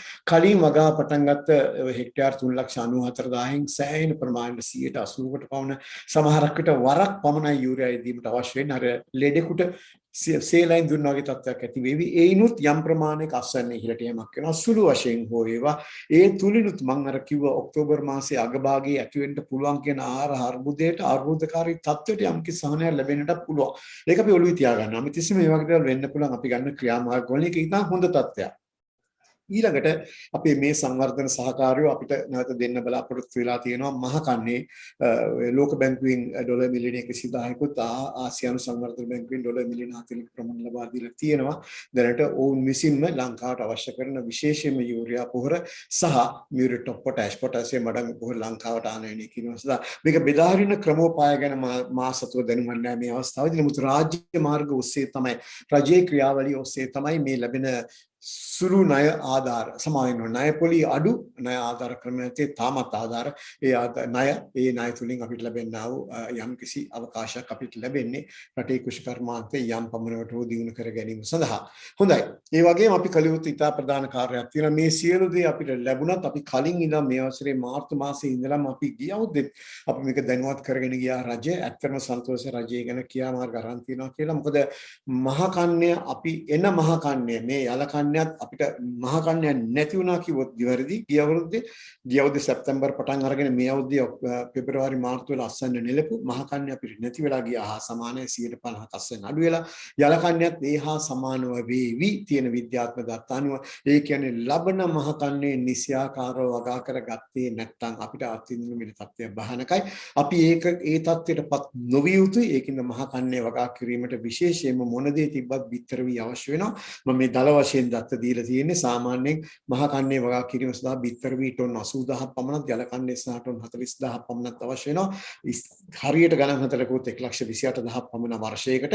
නමුත් මම පහසුවට මේ ගණන් හිතුවේ මේ ආකාරයට වවනවා කියලා හිතාගෙන. ඒතර මේ ටොන් 80000 ලැබෙන්නේ මේ කන්නේ යල කන්නේ. ඒතර යල කන්නේ තියෙන වපසරිය මදක් අඩු වුවත් ඒ සඳහා යොමු වෙලා තියෙන බිත්තර වී නිෂ්පාදන සහයෝග වෙලා තියෙන ගොවීන් ඒ වගේම රජයේ දෙපාර්තමේන්තුව පෙරදිනේ විශ්වවිද්‍යාලය කුෂ්කර්ණ පීඨයෙන් හැමදාම මහයිලු පල්ලමේ අපි වර්ෂයකට ටොන් 15ක් පමණ ලබා දීලා තියෙනවා. අපේ තියෙන ඊටකඩ ප්‍රමාණය බිත්තර වී රජයට එවැනි ක්‍රියාකාරකම් තුලින් විවිධ විශ්වවිද්‍යාලට එහා සම්බන්ධ වෙනවා. දැන් ටිකක් පරක්කු වැඩි වුණත් දැන්ට වගා කරලා තියෙන වපසරියෙන් අවශ්‍ය කරන බිත්තර වී ප්‍රමාණය වෙන් කර ගන්නට හැම තිස්සෙම රජය උනන්දු විය යුතුයි කියලා අපි දිගින් දිගටම කිව්වා.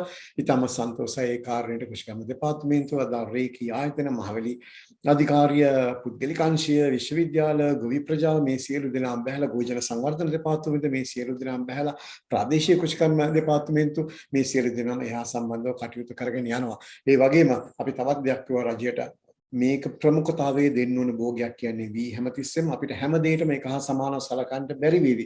ඒකින්ද මෙවැනි දෙයට වැඩි අවධානයක් යොමු කරමින් බිත්තර වී නිෂ්පාදනයට වැඩි අවධානයක් යොමු කරමින් තියෙන පොහොර ස්වච්ඡම වේවා ඒ ගොවින්ට ලබා දෙන්න පුළුවන් හැකි උත්සාහ ධර්මින් ඉස්සරහට යම් කියලා කිතාව වැදගත් අපේ ලබන කන්නේ වී වගාව සාර්ථක කරගන්නට. මම ඔබට කිව්වා පොහොර සම්බන්ධව වෙන දේ මොකද්ද කියලා. අපි රජයට දන්වා සිට ගැටලුවක් තියෙනවා නම් අවම වශයෙන් 150ක්වත් ඒ රසායනික පොහොර ලබා දෙන විදියටත් ඉතිරි ප්‍රමාණය කාබනික ද්‍රව්‍ය ඒවා පොහොර වෙන්න පුළුවන් ගෙවත්තේ තියෙන කාබනික ද්‍රව්‍ය වෙන්න පුළුවන් ඕනෑම කාබනික ද්‍රව්‍යයක් පාවිච්චි කරලා යම් පමණකට ඒ මදිපාඩුව සකසාලන්න උනන්දු වෙන්න කියන එක අපි ගොවි ප්‍රජාවට හැමදාම කියලා තියෙන ඒකාබද්ධ ශාක පෝෂණ කළමනාකරණයට යන්න කියලා කාබනික ද්‍රව්‍ය යොදන්න හැකි පමණ ඒ මත තමයි අතර ඒත් එක්ක තමයි රසායනික පොහොර යොදන්නේ ඔය කාර්යක්ෂමතාවය වැඩි කර ගන්නට ඒකේ තව වැදගත් වෙනවා. ඒ වගේම අපිට මිල සම්බන්ධව අපිට සහනයක් දෙන්නට වේවි.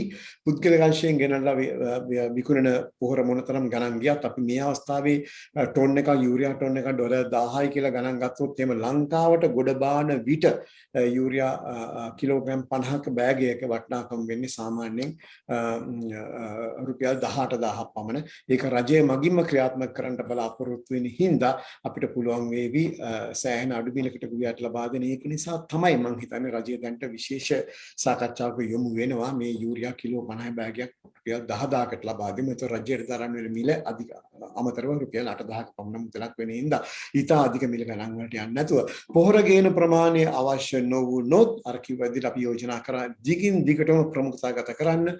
අපේ ප්‍රධාන ආහාර භෝගයේ වී ප්‍රමුඛතාවය, අපේ ප්‍රධාන සත්ව ආහාර භෝගයේ බඩිරු මහකන්නේ තමයි මේ දෙකම වැඩිම වන්නේ. ප්‍රමුඛතාවය අපේ ප්‍රධාන අපනයන භෝගයක් වෙන තේ ප්‍රමුඛතාවය ඊට පස්සෙ අනිත් ඒවාට සලකන්න. මේකෙන් කියන්නේ එක සමානෝනේ අනිත් හැම භෝගයකටම සැලකිය යුතුමයි. අපේ කෘෂි නිෂ්පාදනය වැඩි කරන්න නම් අපේ අපනයන ආදායම වැඩි කරන්න. නමුත් කොතනක හරි ප්‍රමුඛතාවගත කිරීමක් ඕනේ. මේක තමයි අපි දිගින් දිගටම දැනුම් දීලා තියෙන්නේ.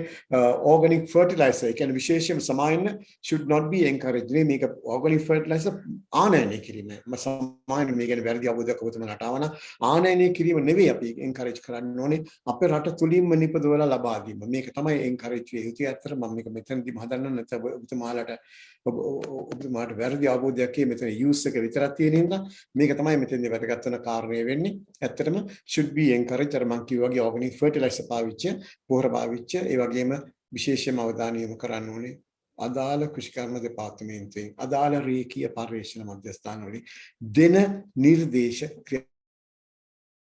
ක්‍රියාත්මක කරන්න. නමුත් නිර්දේශ නොකළ දේවල් කෙනෙක්ගේ සීන මත කෙනෙක් කිව පළිට පාවිච්චි කරන්න යන්න එපා. එයින් වෙන්නව අවඩ විශාලයි. ඒ නිසා හොඳ මහකන්න සඳහා දැන් ඉඳන් අපි සූදානම් වෙමු. ඒ වගේම ඒකාබද්ධ ශාක පෝෂණ කළමනාකරණයට යමු අපිට ආධාර ගන්න වේවි. සියලු රාජ්‍ය පුද්ගලික ආයතනට එක්ව වෙන්න වේවි.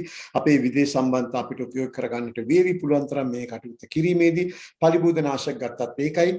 අපි ඒකාබද්ධ පලිබෝධ මාර්ධන ක්‍රම වලට යන්න ඕනේ. මම මේ ලයිස්තුගත කරලා තියෙන ලංකාවේ දැනට නෙවෙයි මීට හුඟක් වසර ගානට කලින් තහනම් කරපු පලිබෝධනාශක අද තියෙනවා වෙන්ද පොලේ ගන්න ඒවා භාවිතයෙන් වලකිමු හැකි උපරිමාකාරයට ගොවීන්ට මේ කිව්වොත් අපිට බැනින්න පුළුවන් මේ තියෙන දයක් හරි පාවිච්චි කරන්න නේද අපි වගවරක් ගන්න කියලා මෙවැනි තත්ත්වයන් ඇති නොවෙන්නට නම් ලංකාව තුළ අවශ්‍ය නිර්දේශ පලිබෝධනාශක ඒ වගේම පොහොර අවශ්‍ය ප්‍රමාණයට අවශ්‍ය අවස්ථාවට ගොවි ජනතාවට ලබා දී තමයි අපිට කරන්න පුළුවන් වෙලා තියෙන්නේ. මම අපිට කලින් කිව්වා වගේ අපිට තව විශාල බාරදූර කර්තව්‍යයකට මුහුණ දෙන්න තියෙනවා. අපි කවදාවත් හිතුවේ නෑ ඉන්ධන මේසා විශාල ප්‍රශ්නයක් වේවි කියලා.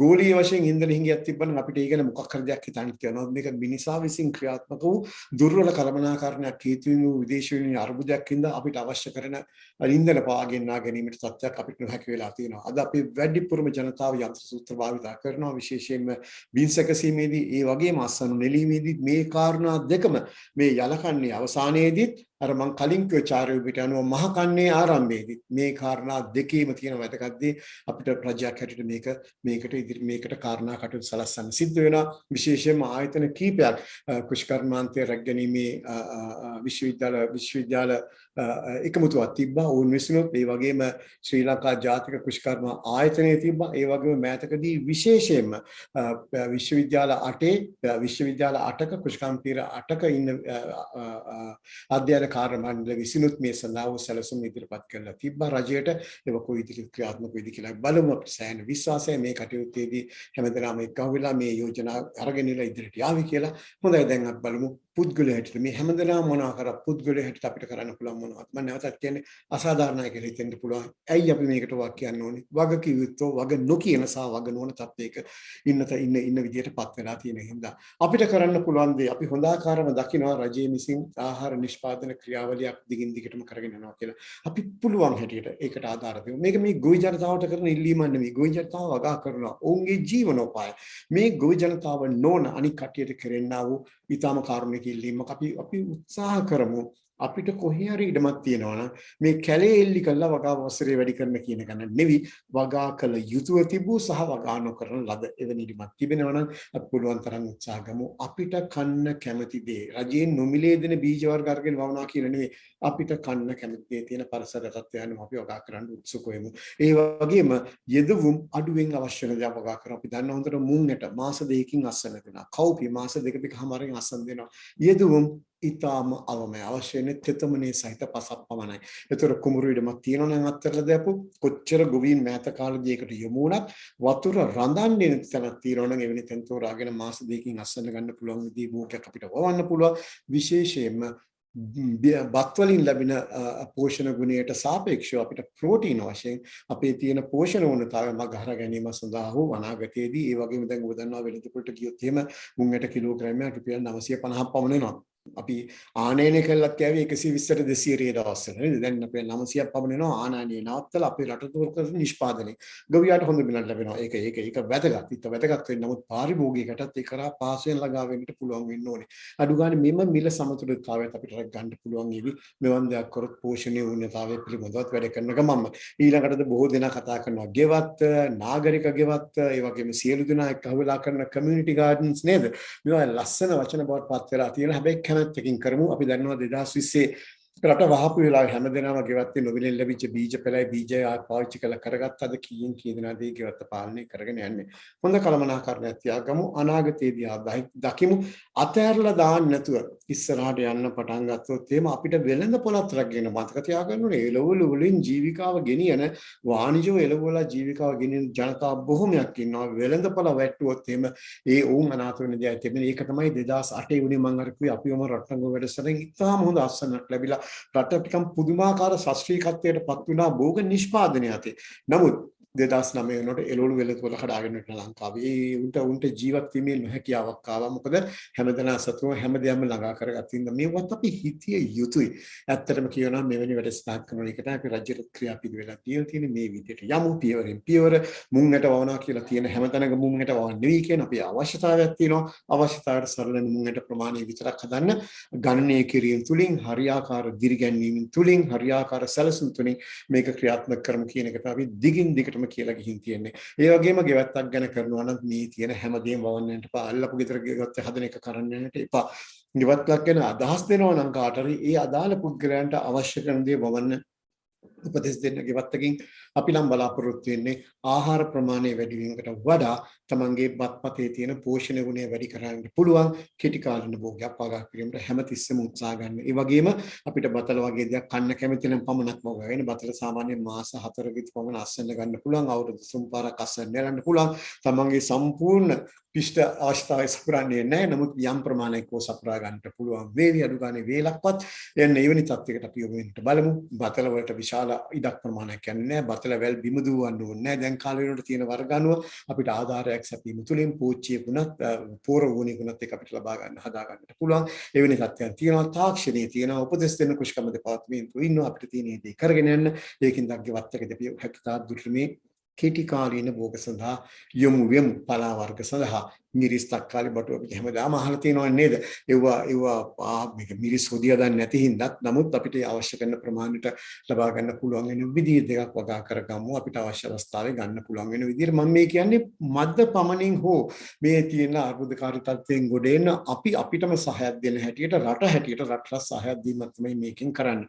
ඒකයි වැදගත් වෙන්නේ මෙවැනි දේවල් කල්පනා කරනකොට. ඊළඟට අපි දන්නවා මේ කමියුනිටි කිචන් කියලා සංකල්පය කියන එක මීට කලින් තිබ්බ ලංකාවේ. කමියුනිකේෂන් කියන දැන් ඒක වැඩි වෙලා තියෙනවා. අපිට පුළුවන් නම් දරිද්‍රතාවයෙන් පෙළෙන මතක තියාගන්න ඕනේ රටක ආහාර අර්බුදයක් එනකොට ඉස්සෙල්ලා මේ අර්බුදය බලපාන්නේ නගරයට. මොකද ග්‍රාමීය සහ නාගරික කියන මේ සම්බන්ධතාවය rural urban connectivity ඒක බිඳ වැටෙන එක තමයි ඉස්සෙල්ලා වෙන්නේ. ගොවියා අනිවාර්යයෙන්ම Tamanට කන්න ආහාර කරන මේ ප්‍රමාණය වැඩිපුරත් එක තියාගන්න ඕනේ. ලබන කන්නේ වවන්නටත් ඕනේ. ඒ ටිකක් තියාගන්නවා. මොකද Tamanගේ ආහාර සුරක්ෂිතතාවය ගැන හැම එක්කෙනාම මේ බලා ගන්නවා. ඉන්දියාව අපි ආහාර සුරක්ෂිතතාව බලන්නේ නැහැනේ.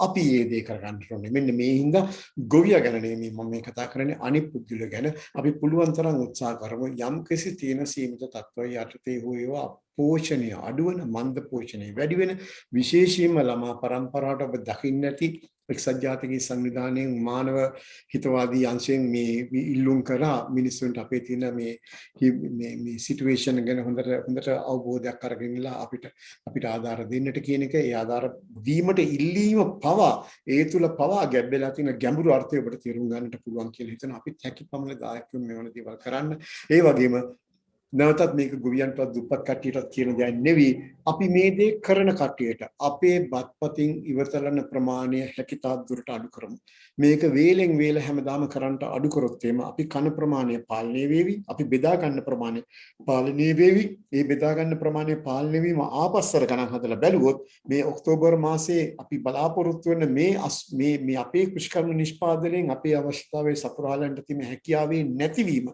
තවදුරටත් අඩුවේ අපිට මේ ඔක්තෝබර් එක නොවැම්බර් කියලා කියා ගන්න පුළුවන් වේවි. ඒ වගේම සහල් ගෙන්නීම සඳහා උදාහරණයක් අපේ රට දරන විදේශයෙන් මේ යම් පමණකින් හෝ අපිට අඩු කරගන්න පුළුවන් වේ. අවසාන කාරණේ කෙනෙකුට අර මං කිව්වේ ආහාර සුරක්ෂිතතාවය කියන්නේ ජාතික ආරක්ෂාව කියලා. ජාතික ආරක්ෂාවට අත්ත තියන්න ඉඩ දිය යුතු නැත. මෙන්න මේක වෙන ගම අපි හිතන්න ඕනේ ආහාර සුරක්ෂිතතාවය නැති කරගන්නවා කියන්නේ ජාතික ආරක්ෂාව නැති කරගන්නවා. ගෙදර ආරක්ෂාවත් ඒ විදිහටමයි. නමුත් එහෙම හිතලා අනවශ්‍ය විදියට ආහාර රැස් කරන්න එපා. ගන්න පුළුවන් කට්ටිය රාක්ක හිස් කරන්න යන්න එපා. කඩවල සුපර් මාකට් වල මේ දේ කරන්ට කාර්මිකව පෙළඹෙන්නට එපා. අපිට සුමානික පමණ ආහාර තියාගමු. ගබඩා කිරීමත් වැදගත් වෙනවනේ. සහල් වැඩි කාලයක් ගබඩා කරන්නට බැහැ තියෙන තත්ත්වයන් යටතේ. සහල් සාමාන්‍ය අපි දන්නවා ගුල්ල ගහන්න පෙළඹෙනවා මොන ආකාරයේ වැඩ කටයුතු කරන්නට ගියත් සහල් කල්තබා ගන්න බෑ. වී වුණත් හරියට නාගරික මට්ටමේ ගබඩා කරගන්න ගියොත් අවම වශයෙන් සති දෙකකට තුනකට සැරයක්වත් ඕක බේලා ගන්න වෙනවාමයි. ඒතර මේ දේ කරන්නට තියෙන අවකාශ අඩුයින්ද හැකි උපරිම ආකාරයට ගොවියෝ ඒ කටයුත්ත කරපුවා උන්ට බයින්ට යන්න එපා. උන්ගේ නිෂ්පාදනය අපි පාරිභෝගිකයෝ නේද? පාරිභෝගික කියලා අනිත් පාරිභෝගිකයා පාසුලි තත්ත්වයටපත් කරන්නේ නැතුව අපි ක්‍රියාත්මක කරන්න උත්සාහ කරමු. Don't try to go for food hoarding, please. That is the situation that will create an enormous havoc actually in the society, and that is not going to help us. Creating this artificial deficiency, food shortage in the market is killing. අද දැක්කනේ කොහොමද දෙනාටම වෙලා තියෙනවද diesel petrol හින්දා කී දිනේ diesel petrol අනවශ්‍ය ලෙස ගබඩා කරනවා. අනවශ්‍ය ලෙස පාවිච්චි කරනවා. අනවශ්‍ය ලෙස ගිහින් පොලිමෙත් ඉන්නවද සන්තෝෂෙන් හරි දුකින් හරි. නමුත් මෙවැනි තත්ත්වයකටපත් කරන්න එපා ආහාර වලට නම්. දැන් මේ පාඩම ඉගෙනගෙන ඒ ගත්ත කට්ටියක අම්මා තාත්තලා බැන බැන ඉන්න වෙලාවේ අපේ දෙමව්පියන්ටත් මේ බැනුම් මහඟම සලස්වන්න එපා. අපි ඒක කරන්න නැතුව අපි උත්සාහ කරමු. මේ අවශ්‍ය කරන තත්ත්වය අවශ්‍ය ප්‍රමාණය ළඟ තියාගෙන රටටම සහයෝගයක් දෙන්න. රටටම සහයෝගයක් දෙමු. වැඩියෙන් තියනවා නම් අඩු ගානේ කමියුනිටි කිචන් එකකට දාලා හදලා උත්සාහ කරමු මේ දේ කරන්න. ඉතින් මේ අවසාන කතාව මම ඔබට ඉදිරිපත් කරන්න යන. ඊටමත් අවාසනාවන්ත තත්ත්වයට අපිපත් උනේ. අපි අපත් කරා misconceptions in the misinterpretation හින්දා නේද? සංකල්පය වැරදියට අරගෙන දත්ත තිබ්බත් දත්ත හරියට විග්‍රහ කරන්න බැරි තරම් වූ මොලයක් හැකි තරම් වූ මොලයක් නොමැතිව තුලින් වෙන්නට පුළුවන්. මේක තමයි අපේ කාලය තුළ 1948 අපි නිදහස් ලබා ගත්තා කියලා තියෙන පටන් තිබ්බ ඊ타ත්ම භයානක මිනිසා විසින් නිර්වාදනය කරන අර්බුදකාරී තත්ත්වය. නැවතත් මෙවැනි තත්ත්වයක් ඇති වෙන්න අපි ඉඩ නොදීමු. අපිත් පාඩමක් හැටියට උගන්වන්න ඕනේ මේ අර්බුදයෙන් ගොඩ එන්නේ කොහොමද කියන එක. නැවත වතාවක් මේන් ඉස්සරහට කිසි කෙනෙකුට මෙවැනි විද්‍යාත්මක පදනමකින් තොරව කටයුතු කිරීමට ඉඩ නොදීමට වග බලා ගන්න අපි ඔක්කොමලා ඔබත් මාත් හැම එක්කනම ක්‍රියාත්මක වෙන්න ඕනේ කියන පණිවිඩය දෙමින් මම නිහඬව බොහොම ස්තුතියි ප්‍රසාද් මට මේ අවස්ථාව ලබා දුන්නට. බොහොම ස්තුතියි මහාචාර්ය මාරබේ මැතිතුමනි. මං හිතන්නේ ඔබගේ කතාව බොහොම ලස්සනට පෙළ ගැහුණා. අපේ මේ ආහාර අර්බුදයේ තියෙන පසුබිමේ ඉඳලා ඒ අර්බුදය කෙසේද අපිට බලපාන්නේ, අපේ ජීවන රටාව කෙසේද වෙනස් කළ යුත්තේ, අපි මේ ජීවන රටාව හරහා කොහොමද සෙසුවයටත් දායක වෙන්නේ ඒගොල්ලන්ගේ පැවැත්ම සඳහා සහ අනාගතයේදී අපි ගත යුතු පියවර මොනවද කියන මේ සියලු අංශ ආවරණය වෙන ලෙස බොහොම මනරම්ව හරබරව අපිට මේ දේශනාව ඉදිරිපත් කරා. ඉතින් ඔබතුමාට බොහොම ස්තුතියි. මම හිතනවා අපිට තව විනාඩි කිහිපයක් තියෙන හින්දා යමෙකුට ප්‍රශ්නයක් අහන්න තියෙනවා නම් අපි මේක අවස්ථාව කරමු නේද සර්? අපුලම් කිසි ගැටලුවක් නැහැ. ඔව්. ඉතින් මම ආරාධනා කරනවා අපිත් එක්ක රැඳිලා ඉන්නවා 40කට ආසන්න ප්‍රමාණයක්. නමුත් අපි මේ 40ට වඩා මම දන්නවා මේක ශ්‍රවණය කරනවා. ඊට අමතරව අපි මේක විශ්වවිද්‍යාලයේ ඕපන් කාස්ට් එක යටතේ මේ දේශනේ තියනවා. එතකොට අනික් අයටත් මේක බලන්න පුළුවන්. මොකද මේක ඒ තරම්ම වටිනා දේශනයක් අපි සියලු දෙනාටම. ඉතින් මම විවෘත කරනවා ඔයගලන්ට මේ අපේ දේශන සභාව දැන් කෙටියෙන් ප්‍රශ්න කීපයක් ඔබතුමාලගේ තියෙන ප්‍රශ්න අහන්න.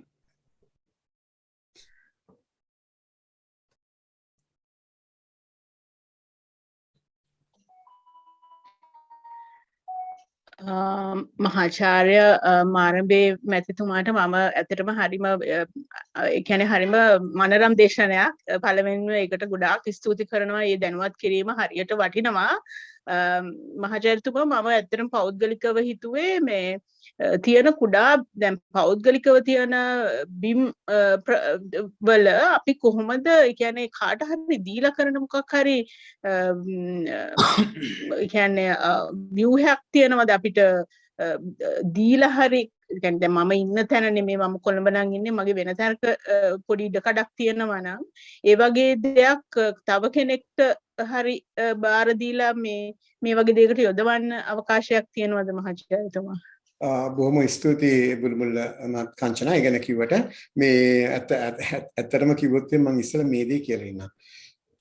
කිසිම ආකාරයකට තමන් සතු දෙයක් අනවශ්‍ය විදියට අන්සතු වීමේ අවශ්‍යතාවයක් අවස්ථාවකුත් ඇති කරන්න එපා. අපි සංවේදී වෙනවා මේ කාරණේට ඒක ඇත්ත.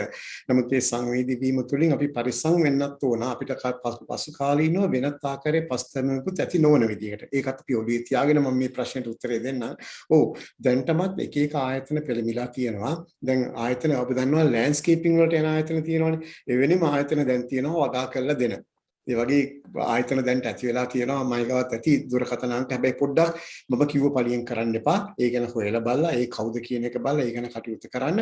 එහෙම නැත්නම් ඔබට යන්න පුළුවන් ඔබට ඉක්මනට සංවිධානය කරගන්න ඕන නම් එවැනි දෙයක් පළාතේ පළාත් කෘෂිකර්ම ආයතනය අමතන්න. මම ඒගොල්ලෝ අවශ්‍ය කරන උපදෙස් වගේම දැන් මම ඔබට කියනවා වඩා ආරක්ෂාකාරී විදිහට මෙවැනි කටයුත්තක් කිරීමට අවශ්‍ය වෙන පසුබිම සකස් කරලා දෙවි.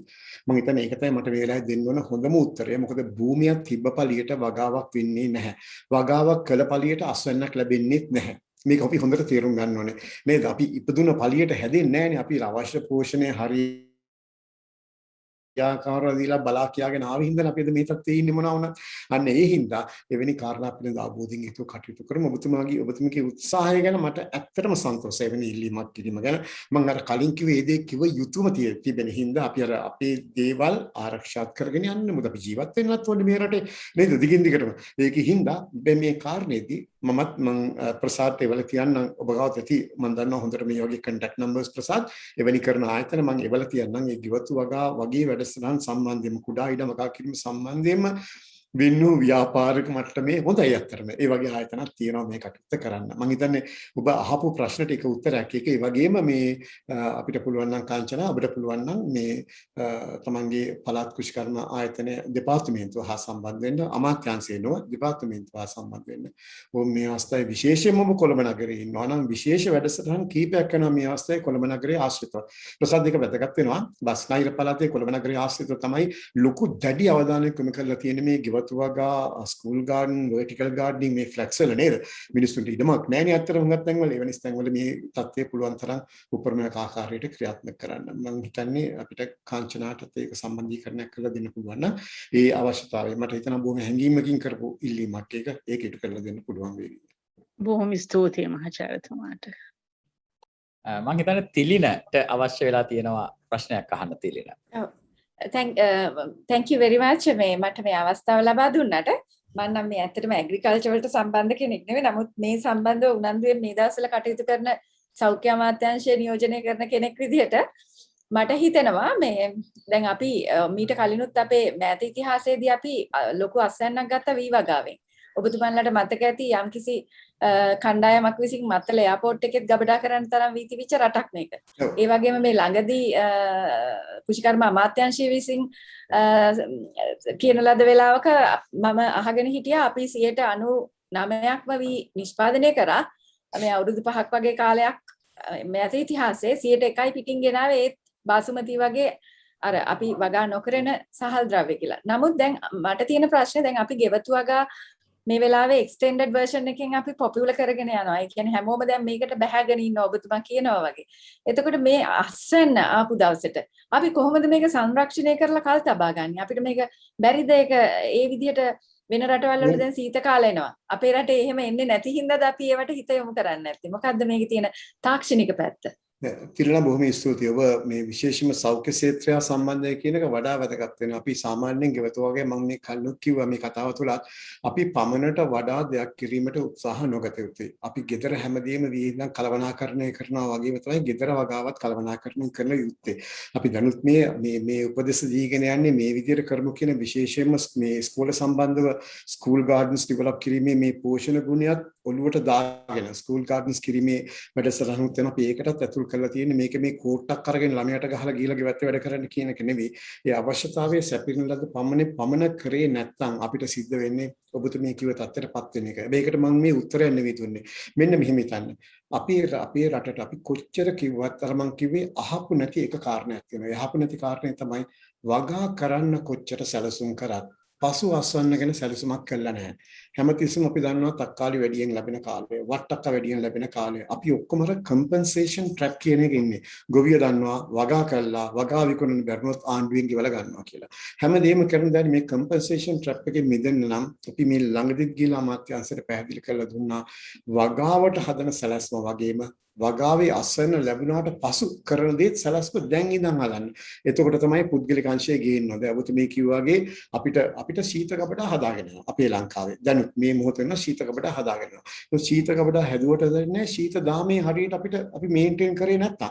මොකද එළවලු පළතුරු සීත කබඩාව තුල තියෙන හොඳට තියෙවි. ඒවා ඉතා ඉක්මනට නරක වෙන පටන් ගන්නවා. සීත කබඩාවෙන් එළියට ගත්ත ගම අපේ ෆ්‍රිජ් එක. හිතන්නකො වැඩි ඕනේ නැහනේ. ඉතා ඉක්මනින් නරක වෙනවා. එතනින් එහාට අපි අවශ්‍ය කරන කාරණේ කරේ. තාම වැදගත් කාරණයක් ඔය කිව්වදී ගෘහස්ත මට්ටමේ දැන් ඉස්සර වගේ අටුකොස් දානවා වගේ නේද? ඒ වගේ දේවල් කරන්න තියෙන අවශ්‍යතාවය නැති වෙන පුළුවන්. දැන් අද වුණත් ලුණු දිහි දාන ප්‍රමාණයත් අඩුයි නේ ගෙදරක නේද? මම මේ කියන්නේ හැම එකනටම කරන්න කියන එක නෙවෙයි. ලුණු දිහි කර්මාන්තය වටන්න නෙවෙයි මේ කියන්නේ. නමුත් එවැනි අර පාරම්පරික තාක්ෂණ ක්‍රමයේ වගේ අපි ගෙවත්තක් කියන සාමාන්‍යයෙන් සුළු දෙයක් ගන්න සලකන්නේ වැඩිපුර විශාල ඉඩ තියෙන කට්ටියට ඔය ආහාර හුවමාරු කර ගැනීමට හොයවා වෙලින්දපොට සැපීම හොයවා කරන්න පුළුවන් වේවි. නමුත් අර වගේ හැකි ආකාරයට තියෙන සුළු තාක්ෂණය ගැන හිතන්න, ලොකු ආයෝජන ගැන හිතන්න නම් එපා. මේ වෙලාවේ මම හැම එකනට තියෙන්නේ. හැබැයි ඒකෙන් ආයෝජනය කරන්න ඕන කට්ටිය මේ දිරිදීමක් නොකරනවා නෙවෙයි. ආයෝජනය කරන්න පුළුවන් නම් ආයෝජනය කරන්න. ඉදිරියේ වාණිජ වශයෙන් තේදී කරන්න ඕන නම් ඒකින්ද නැවත වතාවක් මම මේ කියන්නේ තමන් වවන භෝගයේ අනුව, තමන් ගෙවත්තේ වගා කරන දේ අනුව, තමන් කරන පසුවස්වන තාක්ෂණය සහ පසුවස්වන සුරකීම කරන ක්‍රමය වෙනස් වෙනවා. ඒකින්ද අපි ඒ ගැන වෙනම කතා කරමු. මට ඇත්තටම පුළුවන් අවශ්‍ය කරන සහයෝගය ප්‍රසාර ලබා දෙන්න. මට වඩා ඒ සම්බන්ධව දැනුම් තේරුම් තියෙන කට්ටිය ඉන්නවා. ඔබගේ විශ්වවිද්‍යාලෙත් ඇති. ඔබගේ විශ්වවිද්‍යාල කෘෂි ඉංජිනේරු පැත්ත අංශයක් එහෙම තියෙනවා. තාක්ෂණයේ පැත්තේ හොඳ කොටසක් අපිත් ආහාර විද්‍යා තාක්ෂණය කෘෂි ඉංජිනේරු අංශයේ වගේ දේවල් තියෙනවා. අපිට පුළුවන් වෙයි අදාළ පුද්ගලයෝ සම්බන්ධ කරලා දෙන්න. ඔබ වවන දේ අනුව, භෝගය අනුව මේ ආකාර මතක තියාගන්න. අපි මේ කරන්නේ ක්‍රයිසිස් මැනේජ්මන්ට් එකක් ඉස්සරහ. අවදානම් කළමනාකරණයක් කරන දෙයක් තමයි මේ කරන්නේ. දැන් මම ඕගලන්ට කියන්න ගියනේ මේ යහපත් කෘෂිකාර්මික පිළිවෙත් තුලින් ඒ යහපත් කෘෂිකාර්මික පිළිවෙත් වල සාතික කරන ක්‍රියාවත් තුලින් භෝගවන්නේ මෙහිමයි කියන එක නේද? ඒක කෙරෙනවා. ඒක පටන් ගන්නවා. ඒක පියවරෙන් පියවර යන්න ඕන කාරණා. නමුත් දැනට අපි මුහුණ දෙන්න ඕන ප්‍රධාන ගැටලුවක් තියෙනවා. එහෙම කියලා දීර්ඝකාලීන දේවල් අමතක කරනවා නෙවෙයි. නමුත් තිරණ ඔබට වගා කරන භෝග සම්බන්ධව තියෙනවා නම් ඒ වගා කරන කට්ටියට අවබෝධයක් ගන්න අවශ්‍යතාවයක් තියෙනවා නම් අපිට පුළුවන් වේවි මේ වගේ කෙටි කාලීනව සුළු වැඩසටහන් නෝපෑයකමාරක් කරන එහා සම්බන්ධව වැඩි අවධානයක් යොමු කළා ප්‍රසාද් මේ ඔයගොල්ලොත් එක්ක පෙරදින විශ්වවිද්‍යාල ප්‍රශික්ෂණ පීඨයත් එක්කම කළා. මේ සල්ලි අරගෙන බිස්නස් කරන වැඩක් නෙවෙයි. අවශ්‍ය කරන තාක්ෂණය ලබා දෙන්න අපි ඕන වෙලාවක බොහොම සන්තෝෂෙන් ඉදිරිපත් වෙනවා. තිල්ලා ඒ වගේම කෘෂිකර්ම දෙපාර්තමේන්තුව සතුව තියෙන තාක්ෂණය අමතක කරන්න බෑ. ITI ආයතනයේ සතුව තාක්ෂණීය බොහොමයක් තියෙනවා. නමුත් ඕනුත් අසරණ වෙනවා. මම කොච්චර කතා කරත් මේ අවුරුදු ගණනාවක සිට ඒ ප්ලෑන් එකේ කල්ටිවේෂන් ප්ලෑන් එකට ITI ගැන තේරුම් ගන්නවත් කොච්චර අසන්නක් වැඩිපුර ඒද කියලා. මෙන්න මේ සම්මන් හරි කිව්වනේ සමායෝජනේ හරි වැදගත් කියලා. මේ යහපත් සහ ඵලදායී සමායෝජනේ තියෙනට අපි දැන්වත් එක ඇති කරන්න බලමු. පියවරෙන් පියවර හෝ වේවා. බොහොමත් ඇත්තට අනිවාර්යයෙන්ම මේ ආකල්පමය වෙනසත් එක්කම මේ වගාව ඉස්සරහට ගෙනියන්න තමයි අපේ බලාපොරොත්තුව. අපි සුළු වශයෙන් ඇත්තටම අපි අපේ යුනිට් එකේ පටන් ගත්ත ආහාර තියන අය බෙදා ගැනීමේ ෆ්‍රෙන්ඩ්ෂිප් කිචන් කියලා වැඩසටහනක්. දැන් ඒක සති දෙකක් විතර වෙනවා. දැන් මම හිතන්නේ ඉතාමත්ම හොඳ ප්‍රගතියකින් යනවා. ඉතාමත්ම සතුටුයි ඒක සම්බන්ධවත් අපිට අත්දැකීම් බෙදා ගන්න ලැබුණාට. බොහොමත්ම ස්තුතියි. ප්‍රොෆෙසර් මාර්බේ මට පොඩ්ඩක් කතා කරන්න පුළුවන්ද? දැන් ඇත්තටම දැන් ඔය කිව්වනේ දැන් පසු අස්වැන්න ගැන මේ සංරක්ෂණය ගැන ඇත්තටම ලොකු ප්ලෑන් එකක් නැහැ කියලා අපේ. එතකොට දැන්වත් අඩු ගානේ මම කියන්නේ ගොවීන්ව දැනුවත් කරලා යම් කිසි කෘෂිකර්ම අමාත්‍යාංශය හරහා දැන්වත් යම් කිසි වැඩපිළිවෙලක් තියෙනවද මේ සම්බන්ධයෙන්? ඇත්තටම මම හිතන්නේ මේ ප්‍රශ්නේ ඇහුවේ රුවන්දිකා වෙන්න ඕනේ නේද? රුවන්දිකා ඔව් බොහොම ස්තුතියි. ඇත්තටම වැදගත්. මේක දැන් අපි දැන් මේක කතා කරලා ඒනරපි හති වැටුණොත් ආයි දිගින් කතා කරගෙන ඇවිල්ලා ඇත්තටම මෙවැනි අවදානම් අවස්ථා කියන රුවන්දිකා ඕ වගේ දේවල් හරි දේවල් හොඳේ නැතු අපේ ඔළුවේ තියෙන හිතළු නෙවෙයි. හරි දේවල් ඉස්සරහට ගෙනන්න පුළුවන් මේ පිට්ටනියක් හැදීගෙන එනවා. මම හිතන්නේ ඒකට විශේෂයෙන්ම කටයුතු කරන්න පටන් ගන්නේ. දැන්ට තියෙන්නේ ෆයර් ෆයිටිං වැඩ. බොරු කියන්න ඕනේ නෑනේ. දැන් මේ ගිනි නිවන දෙයක් මේ කරන්නේ. හැබැයි මේ කාරණා අපි විශේෂයෙන්ම ඉස්මතු කළා. ඕගලන්ට තේරෙන්නේ නැති මේ කාලය තුළ පෞගේ වසර බැලුව ප්‍රසාද් කී දෙනෙක් විශ්වවිද්‍යාල ආචාර්යවරු එළියට බැස්සද තනි පුද්ගලයෝ හැටියට කාණ්ඩ හැටියට මේ සම්බන්ධව තියෙන ගැටලුව මහ ජනතාව දැනුවත් කරන්නේ නේද? අපි මේ සන්තෝෂයෙන් ඉන්නව නෙවෙයි අපි කිව්ව දේ හරි ගියා කියලා. හරිනම් අපි සන්තෝෂම් වෙන්න ඕනේ. අපි කිව්ව දේ හරි ගියා කියලා. අපි හිත ඇතුලෙන් අඬාගෙන ඉන්නවා කිව්ව දේ ඇහුවනම් මේක වෙන්නේ නැහැ කියලා. ඒක තමයි වෙලා තියෙන්නේ. දැන් මේ තියෙන පෙළ ගැස්ම ඇක්ටරම ඇවිල්ලා දැන් සන්තෝෂයි ඔබලවන්නත් මේක මෙවැනි වැඩසටහනක් පැවැත්වීම ගැන මේ වගේ දේවල් වලින් තියෙන දැනුම් බෙදා ගැනීම අර මෙන්න මේ ගැම්ම තියෙන්නේ. මෙන්න මේ ගැම්ම අපිට මේ ආකාරයටම ගෙනන්න බැරි වෙනවා ප්‍රසාද. ඇත්ත මොකද රාජකාරී මට්ටමින් ආහාර සුලභව තියෙනකොට අපිට ආපහු මේක අමතක වෙන්න පටන් ගන්නවා. ඒක තමයි ස්වභාවය. නමුත් අර යම් තැනක හෝ යම් පමණක හෝ අර කිව්වාගේ ආහාර නාස්තිය අවම කරන එක නේද? ආහාර මේ තාක්ෂණය පාවිච්චි කරලා පසුවස්සුණු හානිය අඩු කරගන්න එක. අන්න එවැනි දේවල් চিරාත් කාලයක් තිබිය යුතු දේවල්නේ. අන්තිමට අවසාන වශයෙන් අගය එකතු කළ දෙයක් තුලින් අපිට විදේශ විනිමයක් අපනයනට ඇති කරලා විදේශ විනිමය ලැබෙනවානේ නේද? අන්න එවැනි තත්වයකට යන්නේ රුවන්දිකා අපි පුළුවන් තරම් ඒ උත්සාහය අතාරින්නේ නැහැ. දැන් ඉස්සර වගේ කියලා පැත්තෙන් ගතියක් නැහැ දැන් අපි ඉස්සර කියන්නේ කියලා එනවා. දැන් අපි කියලා ආයි හොයාගෙන එනවා. ඇයි කරන්නේ නැද්ද? ඇයි කරන්නේ නැත්තේ? ඇයි මේ විදිහට තියෙන්නේ කියන එක නේද? හැබැයි දැනුත් අපිට තියෙන්නේ මම මේ කාටවත් අමුතුවෙන් හොඳ කියනව නෙවෙයි. ඒ සවන් දීමක් දක්නට ලැබෙනවා. ඒ සවන් දීම හැම එක්කෙනාටම කළ යුතුයි. නැතුව ඔබට මටත් විතර වැඩක් නැහැ. ඒ සවන් දීම කරන්නේ සවන් දීලි වෙලා ඒ අදාළ සවන් දෙන පුද්ගලට පුළුවන් වෙන්නේ හොඳ දේ ඉස්සරහට ගන්න. අන්න එතනයි තියෙන්නේ. මෙතන මේ අර කෝට් අරන් ගහලා කරන එක නෙවෙයි මේ කරන්න ඕනේ. එහෙම නෙවෙයි. අපි මේ ගෙදර වුණත් හෝම් ගාඩන් එකේ ගිහිල්ලා කෝට් එක අරන් ගිහින් වැඩ කරපන් කිව්වොත් අපිට කරන්න හිතෙන්නේ නැහැ නේ. ජීවිතේට වයස මොක වුණත් නේද? එවැනි තත්ත්වයන් මේ අර හැංගීමයි ආකල්ප වෙනසක පොඩි දේවල් ටික කරන්න පටන් ගමු.